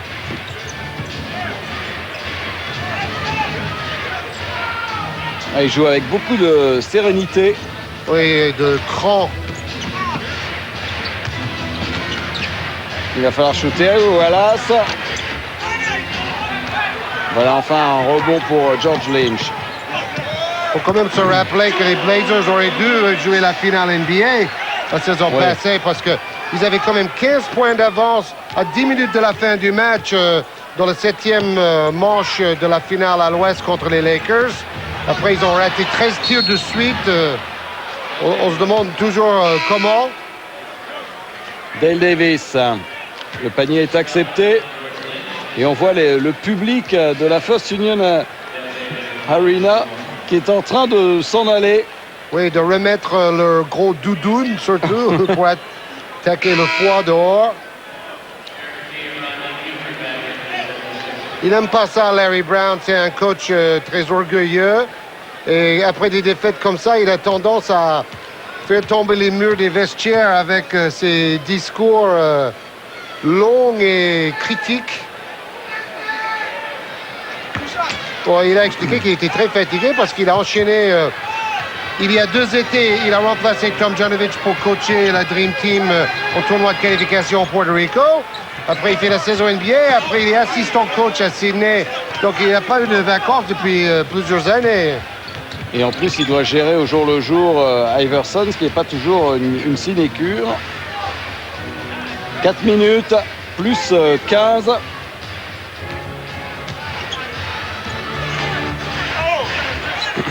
Et c'est ce qu'on appelle dans le jargon du basket américain un clinique. Ouais. Ils sont en train de faire une clinique aux adversaires, les Blazers. En plus, ils sont très patients, ils ne forcent rien. Et l'adresse est au rendez-vous, donc c'est quasiment injouable pour Philadelphie aujourd'hui. Ça, par contre, le tir de Dale Davis n'était peut-être pas prévu au programme de Mike Dunleavy. Oui, ce qui n'était pas prévu, cette inconstance et cette impression d'inefficacité laissée. Alors maintenant, il va faire vider son banc. Ah bah oui, Larry Larry Brown a compris. Hein. Il a mis tous les remplaçants sur le terrain. Allez, Iverson, Ratliff, George Lynch sur le banc. Rebond pour Steve Smith. Et tranquillement, un petit dunk pour Dale Davis. Et Iverson qui était sur une série de 3 matchs à plus de 40 points sur les 5 derniers matchs, passe à côté. Rebond pour Rachid Wallace. Ouais, c'était vraiment un jour sans pour Allen Iverson. Hein. Ouais, bonne défense des Blazers, bien préparée avec l'aide des grands derrière. Un Stoudemire qui défendait très bien et qui attaquait aussi très bien. Un grand match de Stoudemire. Avec une faute sur Steve Smith. Faute de Juman Jones. Ah, il y a tous les remplaçants sur le terrain pour Philadelphie. Hein. On a vu Kevin Ollie, Juman Jones, Todd McCullough et un temps mort à 2:39 de la fin du match. Et maintenant, on va parler des Knicks de New York. C'est handicapé par les problèmes à répétition de joueurs clés comme Marcus Camby ou Charlie Ward. Mais à New York, tant qu'il y a Sprewell, il y a de l'espoir. Dans sa 3e année aux côtés des Knicks, Sprewell s'impose comme pièce incontournable du dispositif des Knicks.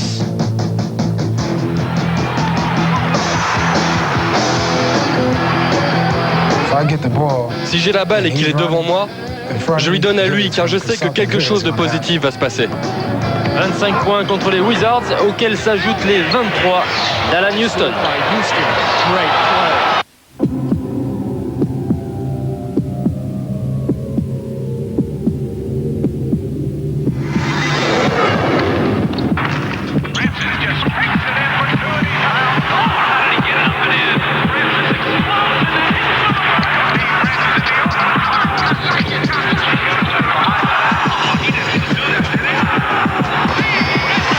Now you see why I love this game.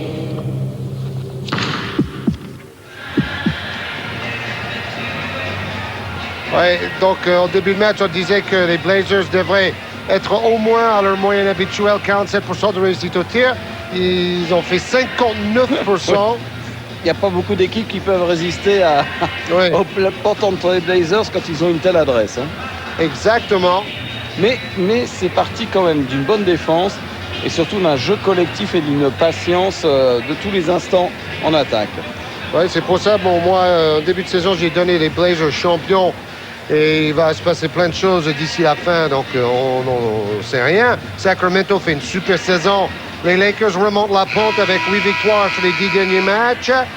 Et puis San Antonio est 2e avec 4 victoires d'affilée dans la conférence Ouest. Qu'est-ce que c'est costaud à l'Ouest quand même actuellement. Tous les meilleurs pivots sont là-bas pour un concours de circonstances. Au All-Star Game, ça va être encore comme l'année dernière. Les petits de l'Est contre les grands de l'Ouest, quelque part. Alors 2 minutes 30 à jouer. Il n'y a plus guère de suspense dans ce choc entre les premiers de chaque conférence. Et une faute sur Steve Smith. Et il va profiter de son métier contre les jeunes qui ont moins l'habitude de jouer. Faute de Nazir Mohamed. Alors, il est 4e de la NBA au pourcentage des lancers francs avec plus de 90% cette saison, Steve Smith. Évidemment, c'est le moment qu'il va arrêter. C'est un principe de base. Sur les 20 derniers matchs, il était à 94% au lancer franc. Son meilleur match cette saison, 26 points contre Milwaukee. 1 sur 2 pour Steve Smith.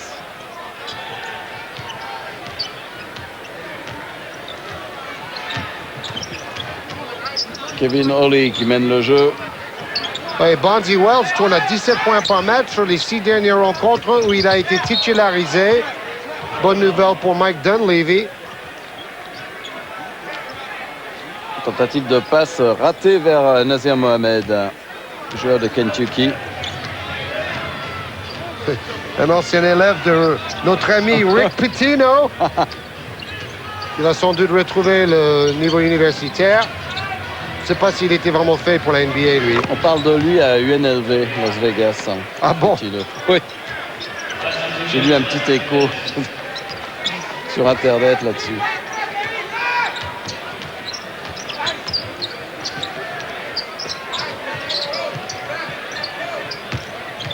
Là, c'est vraiment, comme vous dites, le temps des balayeurs. Hein.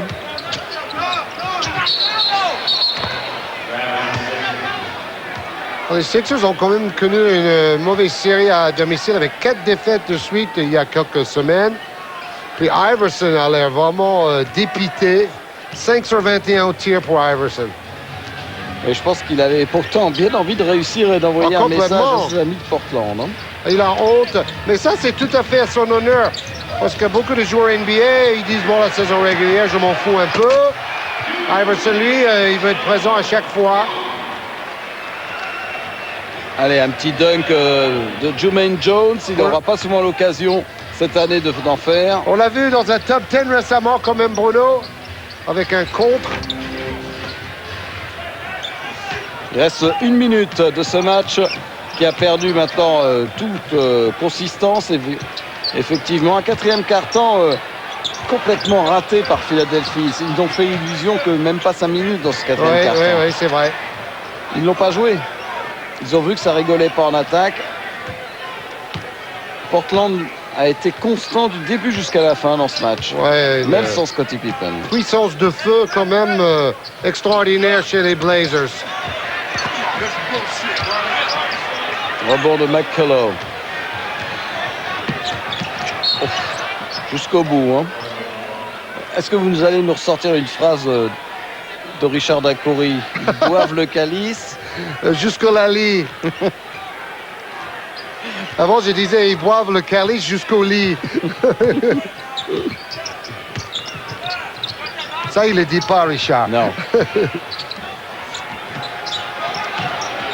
Et Sean Kemp qui fait le barbiquet, là.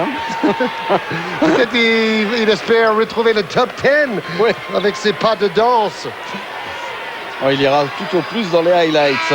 Voilà, c'est terminé avec la victoire de Portland très nettement, 93-75. Plus 18, c'est énorme. Hein. 9 victoires de suite pour Portland. Oui, Philadelphie avait la meilleure série. C'était pour commencer la saison avec 10 victoires de suite dès le début de la saison.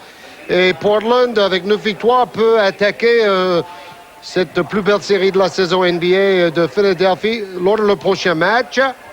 On va attendre un peu pour voir s'il y a une interview proposée par nos amis américains. En tout cas, sur ce qui nous montre aujourd'hui, Portland, c'est quand même assez impressionnant. Voilà. Oui, vous avez vraiment joué avec énormément d'applications aujourd'hui. Oui, c'était un défi pour nous d'arrêter Allen Iverson. Pour moi, comme pour toute l'équipe. Oui, je voulais rester devant lui, lever la main en défense et on m'a aidé derrière face à Iverson en défense. En attaque, j'ai pas forcé, j'attendais que les tirs venaient vers moi. Et j'avais des bonnes positions grâce à mes coéquipiers. On a parlé avec ta maman tout à l'heure. C'est génial de revenir chez toi et de gagner ce match. Oui, j'ai eu du mal à trouver des billets pour toute ma famille et tous mes potes, disait Wallace. I know you like to eat. Did you get a chance to get some home cooking, anything like that? Well, you know, I've been eating cheesesteaks for the last 2.5 days. Oui, ça fait 2 jours que je mange la spécialité de la ville de Philadelphie, les steaks avec du fromage dessus. Très léger. 9 victoires d'affilée maintenant pour ton équipe, Rachid. Je pense qu'on peut faire encore mieux. Il y a des matchs où on arrête la victoire d'éviscement. Aujourd'hui, c'était mieux. La mayonnaise est en train de prendre. Bon, on est encore médiocre. Je pense qu'on peut vraiment améliorer notre jeu. Bon, il est exigeant. Hein? Oui, Coach Pippen a fait un bon boulot sur le banc.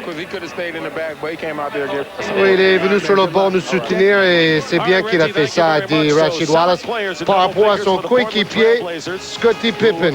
Ouais, toute la frustration de George Lynch sur ces images et de Theo Ratliff, puisque cette équipe de Philadelphie s'est inclinée lourdement dans sa salle face à l'un des grands favoris pour le titre cette saison, les Portland Trail Blazers de Dale Davis et de Rachid Wallace.